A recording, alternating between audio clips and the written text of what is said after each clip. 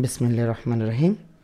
আজকে আমরা এইচএসসি বেসদের জন্য HTML অর্থাৎ তাদের আইসিটির যে HTML কোডিংটি রয়েছে, মানে HTML চ্যাপ্টারটি, আমরা সেটি কভারেজ করব।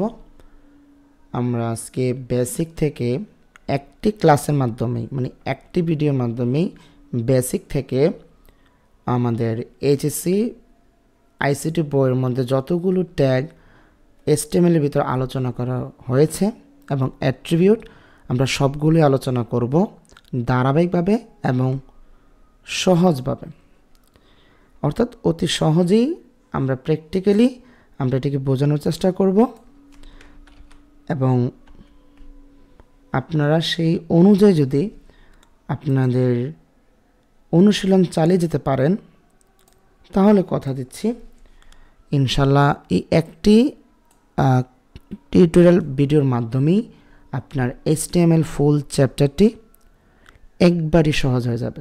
তো কথা না বাড়িয়ে আমরা শুরুতেই HTML নতুন ফাইল খুলব কীভাবে সেটিতে যাচ্ছি। এখন নতুন ফাইল খোলার জন্য আপনার একটি এডিটর প্রয়োজন হবে। তার জন্য যারা কম্পিউটার বা পিসিতে রয়েছেন, Sublime, notepad plus, VS code, যে কোনো একটি কোড এডিটর আপনি ব্যবহার করলেই সে কোডটি আপনি করতে পারবেন। আর যাদের ল্যাপটপ নেই তাদের জন্য প্লে স্টোর থেকে HTML এডিটর নামে একটি অ্যাপ, HTML এডিটর লিখলেই অনেকগুলো অ্যাপ চলে আসবে। তার মধ্যে যে কোনো একটি ইনস্টল করলেই আপনি সেখানে আপনার কোড অনুশীলন চালিয়ে যেতে পারবেন। ওকে, আমরা একটি নতুন ফাইল খুলব। তার জন্য আমরা ফাইল থেকে নিউ ফাইল, ওকে, ফাইল থেকে আমরা নিউ ফাইল চুজ করব অথবা Ctrl+N ক্লিক করলে আমাদের নতুন ফাইলটি খুলে যাবে। আমরা আগে থেকে একটি খোলা রয়েছে, আমরা নতুন করে একটা খুলছি, Ctrl+N, নতুন ফাইল খোলা হয়ে গেল। অথবা ফাইল থেকে নিউ ফাইল, ওকে, নিউ ফাইল দিলে আমাদের ফাইলটি সেভ হয়ে যাবে। কিন্তু আমাদের যে ফাইলটি প্রথমে আমরা স্টার্ট করলাম সেটি কিন্তু HTML কোড করার জন্য উপযুক্ত হয়নি। এখন সেটিকে HTML এর এক্সটেনশন দিয়ে আমাকে সেভ করতে হবে। তো সেভ করার জন্য আমাকে ফাইল থেকেই আমাকে কি করতে হবে, সেভ অ্যাজ অথবা Ctrl+Shift+S দিলেই আমাদের যে সেভ এস অপশনটি চলে আসবে। সেক্ষেত্রে আমি আমার কোডটিকে ডেস্কটপে রাখতে চাচ্ছি যাতে সহজেই আমরা কোডটিকে রান করতে পারি। আর যারা মোবাইলে রয়েছেন, আমরা মোবাইলে একটি শর্ট ভিডিও আমরা দিব যার মাধ্যমে আপনি কিভাবে কোডটিকে লিখবেন এবং ফলাফল দেখবেন সেটা সহজে বুঝতে পারবেন। আর বাকি যত কোড আমরা এখন অনুশীলন করব সব হুবহু একই রকম থাকবে। ওকে, কথা না বাড়াচ্ছি, আমরা আমাদের ডেস্কটপের মধ্যে আমাদের ফাইলটি খুলে নিচ্ছি। আমরা demo.html দিয়ে ফাইলটা খুলছি। এখানে খুব সতর্কভাবে একটা জিনিস খেয়াল রাখতে হবে, আমাদের যেই HTML ফাইলটি হবে তার এক্সটেনশন কিন্তু .html দিতে হবে। আমরা পরবর্তী যখন C প্রোগ্রাম করব সেখানে আমরা এক্সটেনশন হিসেবে .c ব্যবহার করব। যারা পাইথন কোড করবেন তারা .python ইউজ করবেন, হ্যাঁ, যারা জাভাস্ক্রিপ্ট লিখবেন তারা .js। ওকে, আচ্ছা, তাহলে আমরা এখানে এক্সটেনশন .html দেব। এই .html যদি আমরা না দিই আমাদের HTML কোডটা কিন্তু রান হবে না। এটা সম্পূর্ণ সতর্কতার সাথে লিখতে হবে। ওকে, তো আমরা কিভাবে একটি ফাইল লিখতে হয় দেখলাম, জাস্ট আমরা সেভ দিয়ে দিলাম, আমাদের ফাইলটি সেভ হয়ে গেল। এখন আমরা বেসিক স্ট্রাকচার দেখব, HTML এর বেসিক স্ট্রাকচার। এর আগে HTML কিন্তু আমার ট্যাগের উপর ভিত্তি করে কিন্তু কাজ করা হয়। তাহলে HTML ট্যাগটা আসলে কি, সেটা কিভাবে লিখে আমাদের সেটা জানতে হবে। এখন ট্যাগ কিন্তু দুই ধরনের হয়, একটা পেয়ার্ড, একটা হচ্ছে আনপেয়ার্ড। প্রথমে আমরা পেয়ার্ড ট্যাগের কথা যদি বলি, আমরা লেস দেন গ্রেটার দেন চিহ্ন ইউজ করব ট্যাগ লেখার জন্য। ওকে, যেমন আমরা যদি একটা বেসিক ট্যাগ লিখি, যেমন HTML, তো HTML আমরা ট্যাগটা লিখলাম, এখানে এটা একটা পেয়ার ট্যাগ। এখন পেয়ার ট্যাগ আমরা লিখব কীভাবে খেয়াল করেন, আমরা নামটাকে আগে মুছে দিই। আমাদের লেস দেন গ্রেটার দেন চিহ্নটাকে লিখতে হবে, আমাদের লেস দেন গ্রেটার দেন চিহ্নটা লিখতে হবে এবং তার ভিতরে আমার ট্যাগের নাম দিতে হবে। অর্থাৎ এখানে আমার থাকবে ট্যাগ নেম। ওকে, ঠিক এখানেও আমার থাকবে ট্যাগ নেম। অর্থাৎ এই ট্যাগটা হবে স্টার্ট। আমি আবার বলছি, আমাদের এই ট্যাগটা হবে স্টার্ট। আমরা আমাদের ট্যাগ নেমটা এখানে লিখব, দেন আমরা less than greater than greater than, I think আমার একটু ভুলে গেছে, লেস দেন আর গ্রেটার দেন, অর্থাৎ আমরা যেটা বলি না কেন লেস দেন আর গ্রেটার দেন চিহ্নটার ভিতরে আমরা ট্যাগ নেমটা লিখব। ঠিক আছে, এই ট্যাগটা কি করবে, আমাদেরকে স্টার্ট করবে। অর্থাৎ এই ট্যাগটা যখন লিখব এখান থেকে কিন্তু আমাদের এই ট্যাগের যে মূল ফাংশনাল কাজটা রয়েছে সে কিন্তু কাজ করা শুরু করবে। এবং কোথায় কাজ করা শুরু করবে, অর্থাৎ আমরা এর ভিতরে যা লিখব, এই দুইটা ট্যাগের ভিতরে আমরা যা লিখব সে তাকে কী করবে, আমাদের ডিসপ্লে হিসেবে দেখাবে।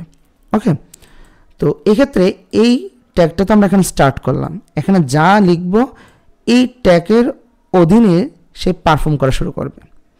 এখন তার পারফর্মের যে একটা শেষ রয়েছে, অর্থাৎ আমরা কোথায় শেষ করতে চাচ্ছি, সেক্ষেত্রে আমাদের ট্যাগটাকে কিন্তু এন্ড করতে হবে। অর্থাৎ এন্ড করার জন্য সেম এই ট্যাগটা আমরা লিখব, শুধুমাত্র আমরা এখানে একটা স্ল্যাশ ইউজ করে দেব। ওকে, তাহলে আমরা একটা স্টার্ট ট্যাগ কীভাবে লিখতে হয় এবং এটাকে এন্ড কীভাবে করতে হয় আশা করি বুঝতে পেরেছি। ওকে, আমরা একটা বেসিক, এটা কিন্তু একটা পেয়ার ট্যাগ, বিকজ এখানে কিন্তু আমরা স্টার্ট ট্যাগ এবং এন্ড ট্যাগ ব্যবহার করেছি। এরকম অনেক ট্যাগ আছে যেগুলোতে আমরা এন্ড ট্যাগ ব্যবহার করতে হয় না। তার মধ্যে উদাহরণস্বরূপ আমরা যদি লিখি, আমরা বিআর ট্যাগ দেখব, লাইন ব্রেক, আমরা এইচআর দেখব, এগুলো এক একটা হচ্ছে আনপেয়ার ট্যাগ। ঠিক আছে, আর প্রচলিত আমাদের সবচেয়ে বেশি পরিচিত একটা ট্যাগ আমরা ইউজ করবো, সেটা হলো ইমেজ ট্যাগ। সেটা কিন্তু একটা আনপেয়ার ট্যাগ। অর্থাৎ এখানে শুধু একটা ট্যাগ ইউজ করতে হয়, তাকে ইন করার প্রয়োজন হয় না। এই ট্যাগগুলোকে ইন করার প্রয়োজন হয় না, এই জন্য এটা আনপেয়ার ট্যাগ। আর যেগুলোকে আমাদের ইন করার প্রয়োজন হবে সেগুলো পেয়ার ট্যাগ। ওকে, তো আমরা এখন HTML একটা বেসিক স্ট্রাকচার লিখব এবং সেটাকে আমরা ডিসপ্লে করে দেখার চেষ্টা করব। তো HTML কোডটি করার জন্য প্রথমে আমাকে HTML যে ট্যাগটি সেটিকে কী করতে হবে, লিখতে হবে। যেহেতু এটা পেয়ার ট্যাগ, এখন সেটাকে আমি স্টার্ট করব এবং এটাকে আমাকে ক্লোজ করতে হবে। HTML বানান ভুল করা যাবে না। অর্থাৎ আমি HTML এখানে স্টার্ট করলাম এবং তার ইন ট্যাগ আমি এখানে লিখলাম। এই সম্পূর্ণটা মিলে একটা পেয়ার ট্যাগ। আমাদের HTML এর যত প্রোগ্রাম রয়েছে তা আমাদের এই ট্যাগের ভিতরেই করতে হবে, অর্থাৎ এই জায়গায় আমাদেরকে করতে হবে। এখন HTML এর মধ্যে দুইটা গুরুত্বপূর্ণ অংশ থাকে, একটা হলো হেড অপশন আর একটা হলো বডি অপশন। মানে একটা হচ্ছে হেড সেকশন, একটা হচ্ছে বডি সেকশন।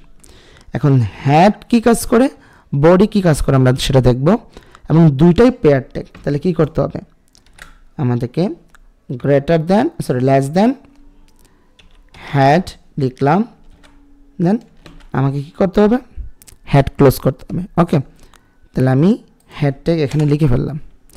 হেড ট্যাগের মধ্যে আমাদের আরও অনেক গুরুত্বপূর্ণ ট্যাগ রয়েছে, যেমন টাইটেল, আমাদের মেটা, অথবা আমাদের CSS মানে এক্সটার্নাল CSS অথবা এক্সটার্নাল যেই প্রোগ্রামিং কোডগুলো আমরা অ্যাড করব, এটা ওয়েব ডেভেলপমেন্ট করলে আমাদের প্রয়োজন হবে। সেক্ষেত্রে এখানে আমরা সেই কোডটিকে লিখব। আপাতত আমরা এখানে হেডের অধীনে একটা ট্যাগে আমরা লিখব, সেটা হলো টাইটেল। এই টাইটেলের অধীনে আমরা যেটা লিখব, আমাদের যা মন চায় তাই লিখব। জাস্ট লিখলাম, hi I am a title, লিখলাম। ওকে, আমি আবার বলি, এই পুরোটা লেখা টাইটেল হিসেবে তখন পারফর্ম করবে যখন আমরা টাইটেল ট্যাগটা শুরু করলাম এবং টাইটেল ট্যাগ শেষ করলাম। এখন একটা ট্যাগ কিভাবে লিখতে হয় আমরা বলেছি লেস দেন গ্রেটার দেন চিহ্ন দিয়ে তার ভিতরে ওই ট্যাগের নাম লিখতে হবে এবং এই ট্যাগটা যতটুকু পর্যন্ত আমরা পারফর্ম করতে চাই ততটুকু টেক্সট লেখার পর ঠিক তার শেষে এসে আমাকে তাকে এন্ড করে দিতে হবে। এখন এন্ড আর স্টার্ট দুইটাই সেম টু সেম, জাস্ট এখানে একটি স্ল্যাশ চিহ্ন বসাতে হবে এন্ড করার ক্ষেত্রে। আশা করি বুঝতে পেরেছি। তো আমরা হেড সেকশনটি আপাতত কভার করলাম। ওকে, এখন আমরা মূলত HTML কোড এইচএসসির মধ্যে আমরা যত কোড দেখব আমরা সবগুলো কোডই হবে বডির মধ্যে। ওকে, আমরা তাহলে বডি লিখছি। তো এই যে বডি লিখলাম, দেখেন এই বডি স্টার্ট ট্যাগ, এটা হলো বডির এন্ড ট্যাগ। এর ভিতর আমরা যা লিখব তাই বডি হিসেবে কাউন্ট হবে। আপাতত আমি একটা ট্যাগ দিয়ে এটা বোঝাচ্ছি, এই ট্যাগটার অর্থ আমি পরে বোঝাচ্ছি। লিখলাম হাই আই অ্যাম বডি। ওকে, এখন জাস্ট এই কোডটিকে আমরা রান করবো। আমি আবার বলি, HTML এর যে বেসিক সিনট্যাক্স, আমাকে প্রথমত HTML স্টার্ট করতে হবে, HTML এন্ড করতে হবে। ওকে, দেন এর ভিতরে আমাকে হেড স্টার্ট করতে হবে, হেড কী করতে হবে, এন্ড করতে হবে। তার ভিতরে আমরা টাইটেল লিখব এবং পরবর্তীতে আমরা হয়তো এক্সটার্নাল জাভাস্ক্রিপ্ট অথবা CSS এই ফাইলগুলোকে আমরা লিঙ্ক করার জন্য এখানে আমরা লিঙ্ক ক্রিয়েট করব, অথবা SEO করার জন্য আমরা হয়তো মেটা ট্যাগটাকে এখানেই ইউজ করব। ওকে, আপাতত এইচএসসির স্টুডেন্টদের জন্য হেড ট্যাগের ভিতরে একটি পার্টি আমরা লিখব, সেটা হচ্ছে টাইটেল। ওকে, এখন হেড কোথায় শো করবে, বডি কোথায় শো করবে আমরা তা দেখাবো। এই কোড দেখানোর জন্য কোডটাকে আগে সেভ করতে হবে, কন্ট্রোল প্রেস করে এস ক্লিক করতে হবে। ওকে, আমারটা সেভ হয়ে গেল, আর আমি এটাকে ডেস্কটপের মধ্যেই সেভ করেছি, সুতরাং আমার কম্পিউটার স্ক্রিনের মধ্যে ডেমো নামে সেটা থাকবে ফাইলটি। খেয়াল করি আমার এখানে ডেমো নামে ফাইলটি চলে এসেছে। এখন এটাতে যদি আমি ক্লিক করি, বুম, আমারটা রান করছে। এখন টাইটেল, এখানে গুরুত্বপূর্ণ একটা অংশ, যে টাইটেলটা ছিল হেড অংশে, মানে হেড সেকশনে। এই হেড সেকশনে আমাদের এই যে ট্যাব বার, ওকে আমি দেখছি hi I M A title, আমাদের হেড ফাইলটি কিন্তু এখানে দেখাচ্ছে হাই আই এম টাইটেল। আশা করি আপনারা দেখছি। তো আমাদের টাইটেলটি কিন্তু হেড সেকশনে রয়েছে, অর্থাৎ একবার টপ পার্টে রয়েছে। আর এরপর আমরা এখানে যে সেকশনটি দেখতেছি সেটা হলো আমার বডি সেকশন। এখানে হোয়াইট সম্পূর্ণ সেকশনটা হলো আমাদের বডি সেকশন। অর্থাৎ আমরা ওয়েবসাইটে যা দেখি, যদি আমরা একটা ওয়েবসাইটের কথা চিন্তা করি 10 মিনিটস, ওকে, আমরা 10 মিনিটের কথা যদি চিন্তা করি, 10 মিনিট স্কুল, সেক্ষেত্রে আমরা 10 মিনিট স্কুলের যখন ঢুকি, খেয়াল করি এখন আমাদের এই ওয়েবসাইটে যা আমরা দেখতেছি তা সম্পূর্ণটা কিন্তু বডির অধীনে আছে। ওকে, এবং এই সম্পূর্ণ জিনিসটাকে বডির অধীনে তারা করেছে। এবং উপরে দেখি 10 মিনিট স্কুল দিয়ে হাইফেন দিয়ে দ্য লার্জেস্ট একটা টাইটেল তারা লিখছে। এই টাইটেলটা মূলত তারা লিখেছে হেড সেকশনে। ওকে, এখন তাদের যে আমরা যে অ্যানিমেশনগুলো দেখছি এবং যে সুন্দর ডিজাইনটা দেখছি, তারা কিন্তু এখানে এক্সটার্নাল CSS আর জাভাস্ক্রিপ্ট ফাইল এখানে ইউজ করেছে। সেটাকে তারা রেখেছে কোথায়, তাদের যেই হেড সেকশন রয়েছে এই হেড সেকশনে তাদের SEO ফাইলগুলো রেখেছে মেটাতে, দেন তাদের যেই এক্সটার্নাল CSS জাভাস্ক্রিপ্ট ফাইলগুলোকে ওইদিকে লিঙ্ক করেছে। ওকে, তো আমরা এটাকে ঠিক আমাদের ক্লাসের শেষের দিকে হয়তো আমরা ইন্সপেক্ট করে দেখাবো যে তাদের কোডগুলো আসলে কোথায় কীভাবে রেখেছে। এখন দেখালে হয়তো হজবরল হয়ে যাবে। ওকে, ডোন্ট ওয়ারি। তো এই যে পার্টটা এখানে আমি একটা স্নিপার দিয়ে যদি এটাকে হাইলাইট করে দেখাই, স্নিপিং টুল দিয়ে, তো এখন ওকে গট ইট। এই যে পার্টটা এটা হলো আমাদের বডি সেকশন। এখানে যা ব্যবহার করি না কেন, মানে এখানে যা ডিজাইন দেখা যাচ্ছে না কেন, সব কিন্তু বডি সেকশনের মধ্যেই করা হয়েছে। ওকে, আর ওই উপরের যে পার্টটা রয়েছে, এই উপরের যে পার্টটা রয়েছে সেটা হলো আমাদের হেড সেকশন। ওকে, তো আশা করি আমরা এই জিনিসটি বুঝতে পেরেছি। ওকে, তো আমাদের যে বেসিক HTML কোডটি আমরা লিখতে পেরেছি। ঠিক আছে, আমরা আবার কোডে ফিরে যাচ্ছি। অর্থাৎ একটা বেসিক HTML কোড আপনাকে লিখতে হলে প্রথমে HTML দিয়ে স্টার্ট করতে হবে ট্যাগ। ঠিক আছে,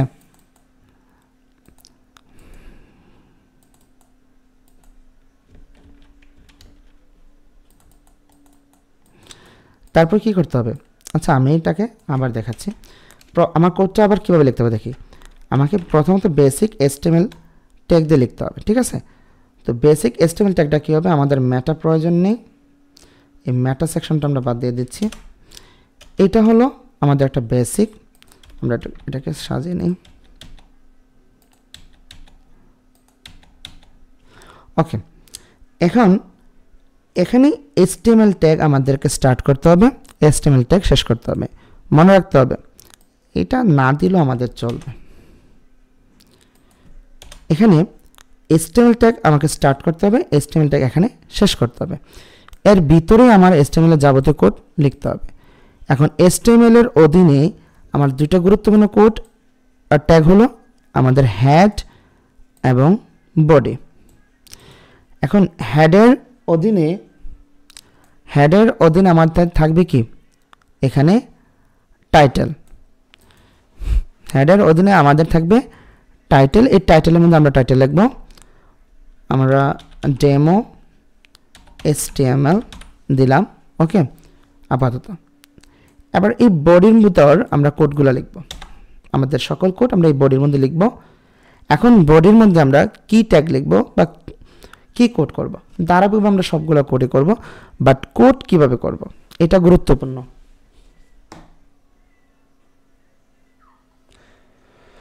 ওকে, আমরা শুরু করছি। কোডটি আমরা করব এখন।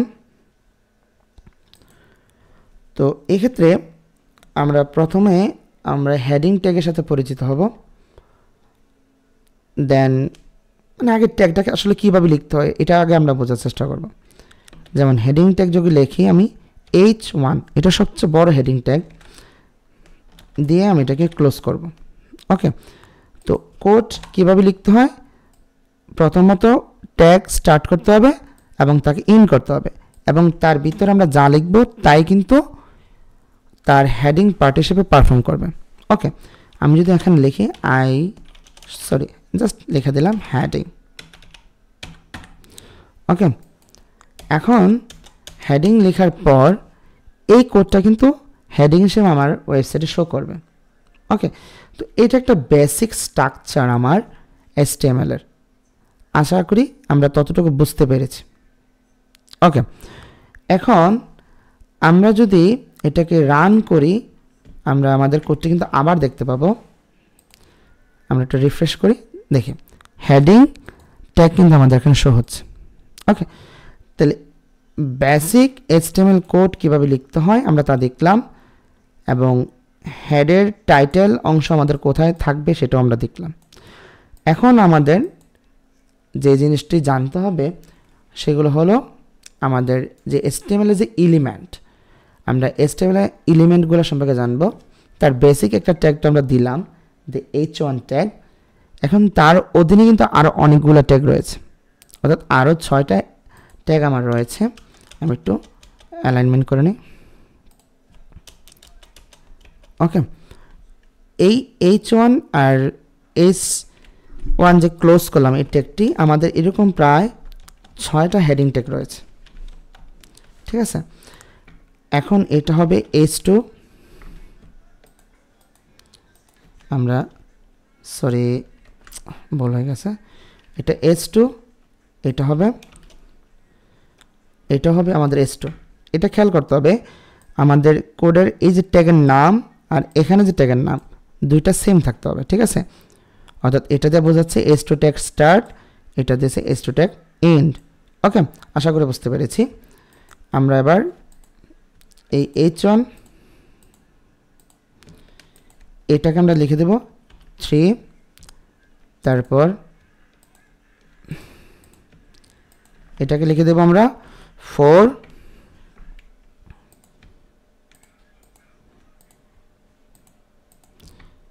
এটাকে আমরা লিখে দেব 5। ওকে, আমাদের আরও একটি ট্যাগ রয়েছে, আমাদের এটাকে লিখে দিলাম 6। এই 6টা হলো আমাদের হেডিং ট্যাগ, ঠিক আছে। তো এই 6টা হেডিং ট্যাগ আমাদের কীভাবে শো করে একটু দেখি। ওকে, দেখলাম হেডিং 1, যেটা আমরা হেডিং 1 দিয়েছি এটা সবচেয়ে বড় হেডিং, তারপর ওই নাম্বার অনুসারে আমাদের হেডিংগুলো কিন্তু ছোট হচ্ছে, অর্থাৎ সবচেয়ে বড় হেডিং আমার প্রয়োজন হলে আমরা H1 ইউজ করব, দেন সেই অনুযায়ী আমরা H2, H3, H4, H5, H6 এই 6টা হেডিং আমাদের কাজের সুবিধা অনুযায়ী আমরা ব্যবহার করব। ওকে, যদিও আমাদের এই হেডিং ট্যাগটি এসইওর জন্য খুবই গুরুত্বপূর্ণ, তো যারা ওয়েব ডেভেলপমেন্ট অ্যাডভান্স লেভেলে যাবেন ইনার ফিউচার, ইনশাআল্লাহ তারা এই জিনিসটি সম্পর্কে খুব ভালোভাবে অবহিত হবেন। এখন আমরা হেডিং ট্যাগ সম্পর্কে জানলাম। এখন আমার জাস্ট বেসিক যখন আমরা প্যারাগ্রাফ টাইপ কিছু লিখতে যাব তার জন্য এখানে একটা সহজ কথা দেখেন, আমি হেডিং ট্যাগ ইউজ করব, হেডিং ফর এইচ, মানে এইচ ফর হেডিং, মানে ছোটো বাচ্চাদের মতো আর কিছু, এইচ ফর হেডিং, এই জন্য আমরা এইচ ট্যাগ ইউজ করলাম। যেহেতু এখানে অনেকগুলো হেডিং রয়েছে বড় এবং সেই অনুযায়ী একটু ছোটো সাইজ রয়েছে, সেক্ষেত্রে আমরা এটাকে মার্ক করলাম H1, H2, H3, H4, H5, H6 হিসেবে। ওকে, আমরা এখন প্যারাগ্রাফ ট্যাগটা লেখা শিখব। এটা একটা পেয়ার ট্যাগ, এই জন্য আমরা এটাকে কী করব, আমরা প্রথমত লেস দেন দিয়ে paragraph for P for paragraph P লিখলাম। ওকে, এখন এই ট্যাগটা লেখার পর আমরা লিখব আমাদের যা মন চায় তা লিখব, এটা প্যারাগ্রাফ, ঠিক আছে। ওকে, এখন এই প্যারাগ্রাফটাকে আমরা স্টার্ট করব, সরি প্যারাগ্রাফ, আমি এখান থেকে এই এতটুকু প্যারাগ্রাফ চাচ্ছি, তাই না। তো এখানে এটাকে আমরা কি করব, ক্লোজ করব। ওকে, তো ক্লোজ কীভাবে করব, সেম এখানে যে ট্যাগটা রয়েছে সেই ট্যাগটাই সেম এখানে আমরা লিখব, জাস্ট এখানে একটা স্ল্যাশ চিহ্ন আসবে। তার মানে আমার এতটুকু লেখাই কি হবে, প্যারাগ্রাফ হিসেবে শো করবে। যদি আমরা এটাকে সেভ করি Ctrl+S দিয়ে, আমরা এখন যদি দেখার চেষ্টা করি, আমরা দেখব আমাদের প্যারাগ্রাফ ট্যাগটা কিন্তু এখানে চলে এসেছে। আমরা একটু জুম করি, আমাদের এটা H1 ট্যাগ ছিল, এটা H2 ট্যাগ, H3 এভাবে এগুলো ছিল, আর এটা হচ্ছে আমাদের কি ট্যাগ, প্যারাগ্রাফ ট্যাগ। এখন এর ভিতরে আমার আরও অনেক ট্যাগ রয়েছে, তো বেসিক ট্যাগ হিসেবে আমরা প্যারাগ্রাফ ট্যাগটি দেখালাম, কিন্তু এখন এই জায়গায় একটা আনপেয়ার ট্যাগ সম্পর্কে যদি আমরা দেখাই, কারণ আমরা এখানে সব ট্যাগ কিন্তু পেয়ার ট্যাগ ইউজ করেছি, যার স্টার্ট ছিল এবং এন্ড ছিল। আমরা একটা ট্যাগ ইউজ করবো যেটার স্টার্ট মানে স্টার্ট থাকবে কিন্তু এন্ড থাকবে না। মনে আছে আমরা বলেছিলাম শুরুতেই বিয়ার একটা ট্যাগ রয়েছে যেটা লাইন ব্রেক করে। লাইন ব্রেক মিনস অর্থাৎ আমার যে এই লাইনটা রয়েছে, এই লাইনটাকে সাপোজ এই লাইনটাকে আমি এখান থেকে ভেঙে দিতে চাচ্ছি, অর্থাৎ এটা নিচে থেকে এভাবে ভেঙে চলে আসবে। আমি এভাবে ভেঙে দিলে দ্বারা আসবে না, সাপোজ আমি এখানে ভেঙে দিলাম, এখানে দেখি আমাদের কোড কিন্তু ভাঙবে না, যেভাবে রয়েছে সেভাবে কিন্তু এখানে দেখাচ্ছে। ওকে, আমার টেক্সটটা কিন্তু এখানে ভাঙছে না। তো এটাকে আমি যখন দিব, তো এখন কি হবে, এটাকে লাইনটাকে ভাঙতে গেলে আমাকে একটা ট্যাগ ইউজ করতে হবে, সেক্ষেত্রে সেই ট্যাগটা হবে BR। অবশ্যই এখানে এটা আনপেয়ার ট্যাগ। ওকে, আমাকে এখানে BR ট্যাগ ইউজ করতে হবে, জাস্ট BR ট্যাগ। আমি এটা যেখানে ইউজ করব সেখানে লাইনটা ব্রেক হয়ে যাবে, ঠিক আছে। আমি জাস্ট এটা বোঝানোর জন্য জাস্ট এখানে একটা শব্দ লিখি ব্রেক।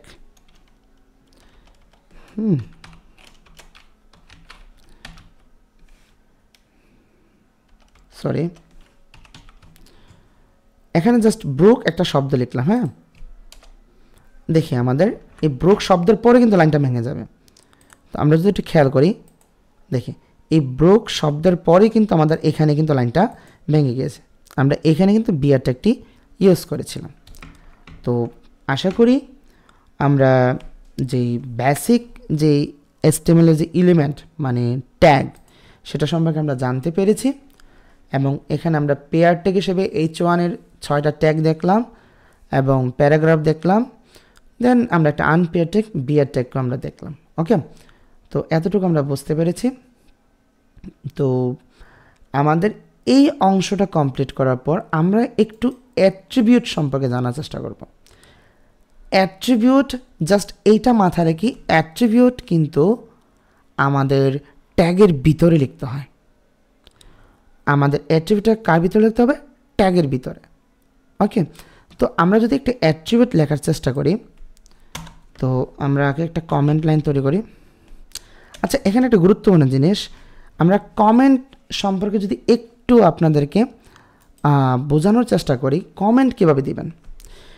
অর্থাৎ আপনার তো এখানে বুঝতে হবে যে আমি কি কোড করছি এখানে। অর্থাৎ আমি এখানে আপনাদের যখন অ্যাট্রিবিউট শেখাবো, তো এই যে অ্যাট্রিবিউটগুলো যেটা এটা যে আমি দেখাই দিলাম যে না দেখো ডেভেলপার আমি এখানে এই কাজটা করলাম, কিন্তু আমি এটাকে ডিসপ্লে করতে চাচ্ছি না, মানে আমার ওয়েবসাইটে ডিসপ্লে করতে চাচ্ছি না। জাস্ট আমি ডেভেলপারকে বুঝিয়ে দিচ্ছি যে আমি এখানে এই কাজটা করলাম, জাস্ট একটা নোট ছেড়ে দেওয়া আর কি। এই কমেন্টটা লেখার জন্য আপনাকে লেস দেন চিহ্নটা লিখতে হবে। লেস দেন চিহ্নটা লেখার পর আপনাকে এখানে আমাদের এই বিশ্বসূচক চিহ্নটা লিখতে হবে। ওকে, বিশ্বসূচক চিহ্নটা লেখার পর আপনি এখানে যা মন চায় লিখলেন, সরি হ্যাঁ, দুইটা হাইফেন দেওয়ার পর এখানে যা মন চায় লিখেন। আমরা যদি লিখি যে অ্যাট্রিবিউট, ঠিক আছে না, হাইফেন দিলাম, দেন এটাকে ক্লোজ করে দিলাম। এখন আমরা যদি এটাকে রান করি, দেখেন এই ট্যাগটা কিন্তু আমার ওয়েবসাইটে দেখাবে না,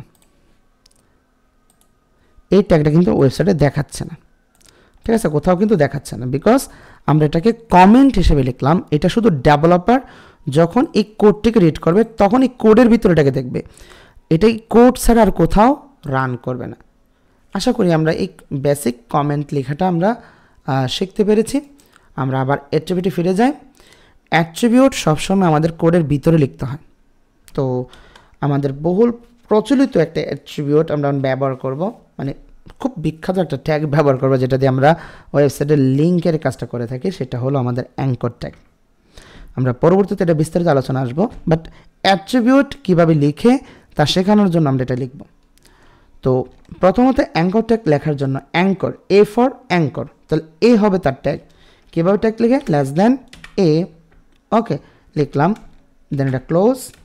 ওকে, এ হয়ে গেল আমাদের অ্যাঙ্কর ট্যাগ। এর ভিতরে আমি যা লিখব সে তাই কিন্তু লিঙ্ক করে নেবে। আমরা এখানে গুগলকে লিঙ্ক করবো মনে করি, তো আমরা লিখে দিই এখানে গুগল, ঠিক আছে, গুগল লিখে দিলাম। এখন গুগল লিখে দিলাম। এখন এই গুগল যে লিখে দিলাম আমরা যেটা সেভ করি, এখন যদি দেখি এখানে কিন্তু গুগল আসছে, কিন্তু আমি যখন এখানে ক্লিক করি কোনো লিঙ্ক হচ্ছে না। আমার গুগল কিন্তু এখানে আসতেছে, বাট এখানে ক্লিক করলে ক্লিক হচ্ছে না, ঠিক আছে, ক্লিক হচ্ছে না। তাহলে কী করতে হবে? এটাকে লিঙ্ক দিতে হবে। তো এই লিঙ্কের কাজটা কিন্তু করে অ্যাট্রিবিউট, অর্থাৎ আমরা অ্যাট্রিবিউট সবসময় যে স্টার্ট ট্যাগ রয়েছে তার ভিতরে করব। যেমন এই অ্যাঙ্কর ট্যাগের ভিতরে আমরা একটা স্পেস দিব, এখানে আমরা লিঙ্ক তৈরি করব, অর্থাৎ আমরা এখানে রেফারেন্স করব যে তুমি যখন গুগলে মধ্যে ক্লিক করবে বা প্রেস করবে তখন তুমি গুগলের সার্চ ইঞ্জিনে চলে যাও, সেক্ষেত্রে তাকে আমি হায়ার রেফারেন্স করব। হায়ার রেফারেন্স, এই অ্যাট্রিবিউটের নামটা হবে HREF, হায়ার রেফারেন্স। অ্যাট্রিবিউটের একটা নাম থাকে, আমরা এখানে অ্যাট্রিবিউটের নামটা লিখলাম হায়ার রেফারেন্স, দেন ইকুয়াল চিহ্ন দিতে হবে। অ্যাট্রিবিউট লেখার ধরন হচ্ছে আগে আপনাকে অ্যাট্রিবিউটের নাম দিতে হবে, অ্যাট্রিবিউটের নাম দিতে হবে, দেন আপনাকে ইকুয়াল সাইন দিতে হবে, দেন তাকে কোন ওয়েবসাইট আপনার নিয়ে যাচ্ছেন তা লেখার জন্য, ওই ভ্যালুটা লেখার জন্য আপনি মূলত ইনভার্টেড কমার ভিতরে তাকে দিতে হবে। তো বেসিক একটা অ্যাট্রিবিউট লেখার ধরন হচ্ছে আপনাকে আগে ট্যাগের ভিতরে ঢুকতে হবে, মানে স্টার্ট ট্যাগের ভিতরে ঢুকতে হবে, তার ভিতরে অ্যাট্রিবিউটের নাম লিখতে হবে, দেন সমান চিহ্ন দিতে হবে, দেন ইনভার্টেড কমাতে তার ভিতরে লিঙ্ক করতে হবে। এখন একটা ওয়েবসাইটের লিঙ্ক, সাপোজ আমাদের একটা ওয়েবসাইটের লিঙ্ক কী হয় এটা যদি বোঝানোর জন্য আমরা আবার একটু ওয়েবসাইটে যাই, আমরা গুগলে যাব, তাই না? তো লিখি গুগল, ওকে, আমরা গুগলে আসলাম, ওকে, এইটা হলো আমাদের গুগলের সার্চ ইঞ্জিন। খেয়াল করি এই উপরে যে এই জিনিসটা রয়েছে এটা হচ্ছে গুগলের লিঙ্ক, ওই ইনভার্টেড কমার মধ্যে এই লিঙ্কটা আমাদেরকে রেফারেন্স করে দিতে হবে। ঠিক আছে, এই লিঙ্কটা আমরা কপি করলাম কন্ট্রোল সি দিয়ে। অবশ্যই কপি করতে আগে আপনাকে টেক্সটটাকে সিলেক্ট করতে হবে, দেন কন্ট্রোল সি, কপি হয়ে গেল। এখন আমি এই যে হায়ার রেফারেন্স করলাম তার লিঙ্কটা, এই লিঙ্কটা যে আমি এখানে বললাম যে হায়ার রেফারেন্স, মানে আমি রেফারেন্স করে দিলাম, হ্যাঁ অ্যাঙ্কর ট্যাগ মানে গুগল, আমি যে এখানে যে নামটাকে আমি রেফারেন্স করব, তুমি ওই রেফারেন্সকৃত ওয়েবসাইটের মধ্যে তুমি আমাকে নিয়ে যাও যখন আমার উপর কেউ মানে গুগল লেখাটার উপর কেউ প্রেস করবে অথবা ক্লিক করবে। তো আমরা এখানে লিঙ্কটা লিখে দিচ্ছি, লিঙ্কটা লিখে দিলাম। ওকে, তো লিঙ্কটা লিখে দেওয়ার পর আমরা আমাদের যে কোডটি আমাদের লেখা শেষ করে ফেললাম। এখানে একটা খেয়াল করি, আমরা ম্যানুয়ালি যখন কোনো ওয়েবসাইটের নাম লিখব এই HTTPS এটা লিখতে হবে। ওকে, দেন কোলন, দেন ডাবল স্ল্যাশ দিয়ে দেন আমার ওয়েবসাইটের ডোমেন নেমটা দিতে হবে। ঠিক আছে, ডোমেন নেম মানে www.google.com। আপনার কোনো ওয়েবসাইট হলে যেমন 10 minute school হলে www.10minuteschool.com। ওকে, এটা দেওয়ার পরে আমার কাজ শেষ, আমরা কন্ট্রোল S দিলাম। এখন যদি একটু খেয়াল করি, আমাদের এটাকে রিফ্রেশ করি একটু। ওকে, এখন কিন্তু আমাদের গুগল লিঙ্ক হয়ে গেল।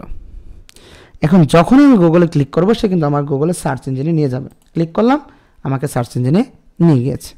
ওকে, তো আমাদের কোডটি কিন্তু এখন আমাদের সফলভাবে কাজ করলো। ঠিক আছে, আমি যখনই ক্লিক করছি তখনই আমার গুগলের সার্চ ইঞ্জিনে নিয়ে যাচ্ছে। আশা করি আমরা অ্যাট্রিবিউটের জিনিসটা বুঝতে পারলাম। আমি আবারও বলি, অ্যাট্রিবিউট আমাদেরকে ট্যাগের মানে স্টার্ট ট্যাগের ভিতরে লিখতে হয়। যেমন আরেকটা উদাহরণ যদি আমরা অ্যাট্রিবিউট দেখাই, সাপোজ আমার যে এই হেডিং লেখাগুলো রয়েছে এগুলোকে আমি অ্যালাইনমেন্টগুলো কিন্তু একবারে এই সাইডে রয়েছে, আমি এগুলোকে মাঝে যাচ্ছি। এখন এর জন্য আমি যদি এখানে এটার ভিতরে আমি আবার বলি, আমাদের অ্যাট্রিবিউট কল করতে হয় স্টার্ট ট্যাগের ভিতরে, প্রতিটা স্টার্ট ট্যাগের ভিতরে আমাকে অ্যাট্রিবিউট ইউজ করতে হবে। তো এটার ভিতরে ঢুকলাম, H1 স্পেস দিয়ে আমাকে এখানে দিতে হবে। প্রথমত কী করতে হবে, অ্যাট্রিবিউটের নাম লিখতে হবে। হ্যাঁ, লিখলাম অ্যালাইন, খেয়াল করি অ্যালাইন নামটা দিলাম, সমান চিহ্ন দিব, দেন তার ভ্যালুটা আমরা এই ইনভার্টেড কমার ভিতরে দেব। ইনভার্টেড কমার ভিতরে আমরা কী দেব, এখন ভ্যালু তো তার অনেক কিছু হতে পারে, লেফট, রাইট, ঠিক আছে, অথবা সেন্টার। তো আমরা সেন্টার দিলাম, এখন টেক্সট সেন্টার দিলাম। হ্যাঁ, আর টেক্সটটাকে সে সেন্টার নিয়ে আসবে। যদি একটু খেয়াল করি, উপস আমাদের এটা হলো না, আই থিঙ্ক শুধু সেন্টার হবে।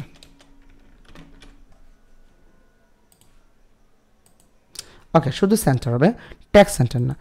এখন এই হেডিংটা কিন্তু মাঝে চলে আসলো।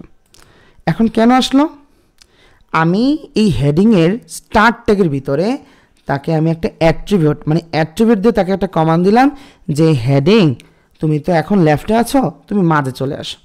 তো তার জন্য আমাকে কি করতে হলো, যে H1 যে স্টার্ট ট্যাগ মানে শুরুতে যে ট্যাগটা লিখলাম এটা কিন্তু ইন ট্যাগ, এখন তার স্টার্ট যে ট্যাগটা আছে তার ভিতরে স্পেস দিয়ে আমাকে অ্যালাইন নামে একটা অ্যাট্রিবিউট কল করতে হবে। অ্যাট্রিবিউট কি, ট্যাগের ভিতরে একটা নাম থাকবে, সমান চিহ্ন দিয়ে ইনভার্টেড কমা দিয়ে তার ভিতরে কিছু আমরা ভ্যালু ইনপুট করব, যার মানে যে অনুযায়ী আমরা এই ট্যাগটিকে আমরা মডিফাই করব, তাই না? সেটা হচ্ছে আমাদের মূলত অ্যাট্রিবিউট। সোজা কথা, অ্যাট্রিবিউট মানে হলো একটা ট্যাগের পাওয়ার, একটা ট্যাগের শক্তি হলো অ্যাট্রিবিউট। তার মাধ্যমে কিন্তু আমরা একটা ট্যাগকে মডিফাই করতে পারি এবং আরও অন্যান্য যাবতীয় কাজগুলো কিন্তু আমরা করতে পারি। জাস্ট আমরা এখন অ্যালাইনমেন্ট দিয়ে বোঝাইলাম। অ্যালাইন এটা একটা অ্যাট্রিবিউট, আমরা ইকুয়াল সাইন দিয়ে তার ভিতরে এটা দিলাম। এখন আমার প্রত্যেকটাকে যদি আমি অ্যালাইনমেন্ট ঠিক করতে চাই, আমরা এখানে স্পেস দিয়ে এই কোডটা কিন্তু এখানে দিতে হবে। এখন আমি যদি এটাকে রাইট দিই, ওকে, রাইট যদি দিই, সেভ করি, আমাদের দ্বিতীয় যে হেডিংটা রয়েছে এটা রাইটে চলে আসবে, রাইটে চলে আসলো। ওকে, আশা করি আমরা যেই অ্যাট্রিবিউট আমরা বুঝতে পেরেছি। আমরা অ্যাট্রিবিউটের যদি বেসিক কথাটা আমি আবার বলি, প্রথমত একটা অ্যাট্রিবিউট কী লিখতে হবে, আমাকে নেম দিতে হবে, অ্যাট্রিবিউট লেখার ধরনটা আর কি, দেন ইকুয়াল সাইন দিতে হবে এবং ইনভার্টেড কমা দিতে হবে, এবং এই ইনভার্টেড কমার ভিতরে মূলত আমাদেরকে ভ্যালুগুলো বসাতে হবে। ঠিক আছে। এখন অ্যাট্রিবিউট নেমগুলো কীভাবে মুখস্থ রাখবো, ভ্যালুগুলো কীভাবে মুখস্থ রাখবো, সেগুলো প্র্যাকটিসের মাধ্যমে হয়ে যাবে ইনশাল্লাহ। ধারাবাহিকভাবে প্র্যাকটিস করতে থাকো, অবশ্যই সফলতা আসবেই। ওকে, তো আমরা এতটুকু বুঝতে পেরেছি। আমরা অ্যাট্রিবিউট বুঝলাম, হেডিং সম্পর্কে আমরা একটু আইডিয়া নিলাম, 6টা হেডিং সম্পর্কে আমরা আইডিয়া নিয়েছি, এবং প্যারাগ্রাফ সম্পর্কে আমরা আইডিয়া নিয়েছি, একটা প্যারাগ্রাফ কীভাবে লিখতে হয় আমরা সেই আইডিয়াটাও নিয়েছি ইনশাল্লাহ, মানে আলহামদুলিল্লাহ। এখন আমরা যদি কিছু স্টাইলের কথা বলি, যেহেতু অ্যাট্রিবিউট আমরা একটু আলোচনা করেছি, তাহলে তার স্টাইল, যেমন টেক্সটটাকে আমরা লাল করে ফেলবো, মানে টেক্সটের কালারটা লাল, নীল এরকম, বা একটু বড়, মানে তার সাইজটাকে একটু বড় করব, এরকম যদি কিছু করতে চাই, সেক্ষেত্রে আমাকে যেটা করতে হবে, ওই যে বললাম একটা ট্যাগের সবচেয়ে বড় পাওয়ার হলো তার অ্যাট্রিবিউট। ওই অ্যাট্রিবিউটের ভিতরে আমাকে কি করতে হবে, একটা স্টাইল অ্যাট্রিবিউটকে কল করতে হবে। দেন ওই স্টাইল অ্যাট্রিবিউট কল করে তার ভিতর আমাকে কি দিতে হবে, তার ভ্যালুগুলো বা প্রপার্টিগুলো আমাকে দিতে হবে। হ্যাঁ, তার ফলে আমরা কি করতে পারবো, তার কালার চেঞ্জ করতে পারবো, মানে অ্যাজ ইট ইজ আমরা তার সবগুলো জিনিস আমরা চেঞ্জ করতে পারবো। তো কিভাবে করব, যদি আমরা একটু দেখার চেষ্টা করি, আমরা আপাতত টেক্সট কালার যদি আমরা চেঞ্জ করতে চাই, তো সেক্ষেত্রে দেখি কি হয়। তো আমরা এখানে মনে করি এই যে হেডিংটাই, ওকে, হেডিংটা একটা কালার চেঞ্জ করবো। আমি কিন্তু আপাতত একটা বেসিক স্টাইল দেখাবো, আস্তে আস্তে আমরা অ্যাডভান্স দেখব। এখানে একটা স্টাইল অ্যাট্রিবিউট আমরা কল করব, ঠিক আছে। তো অবশ্যই অ্যাট্রিবিউটের নাম দিতে হবে, ইকুয়াল সাইন, দেন তার ইনভার্টেড কমার ভিতরে তার প্রপার্টি দিতে হবে। এখন আমি হেডিংয়ের কী দেবো, ব্যাকগ্রাউন্ড অথবা কালার। এখন টেক্সট কালার আসবে, তাই না?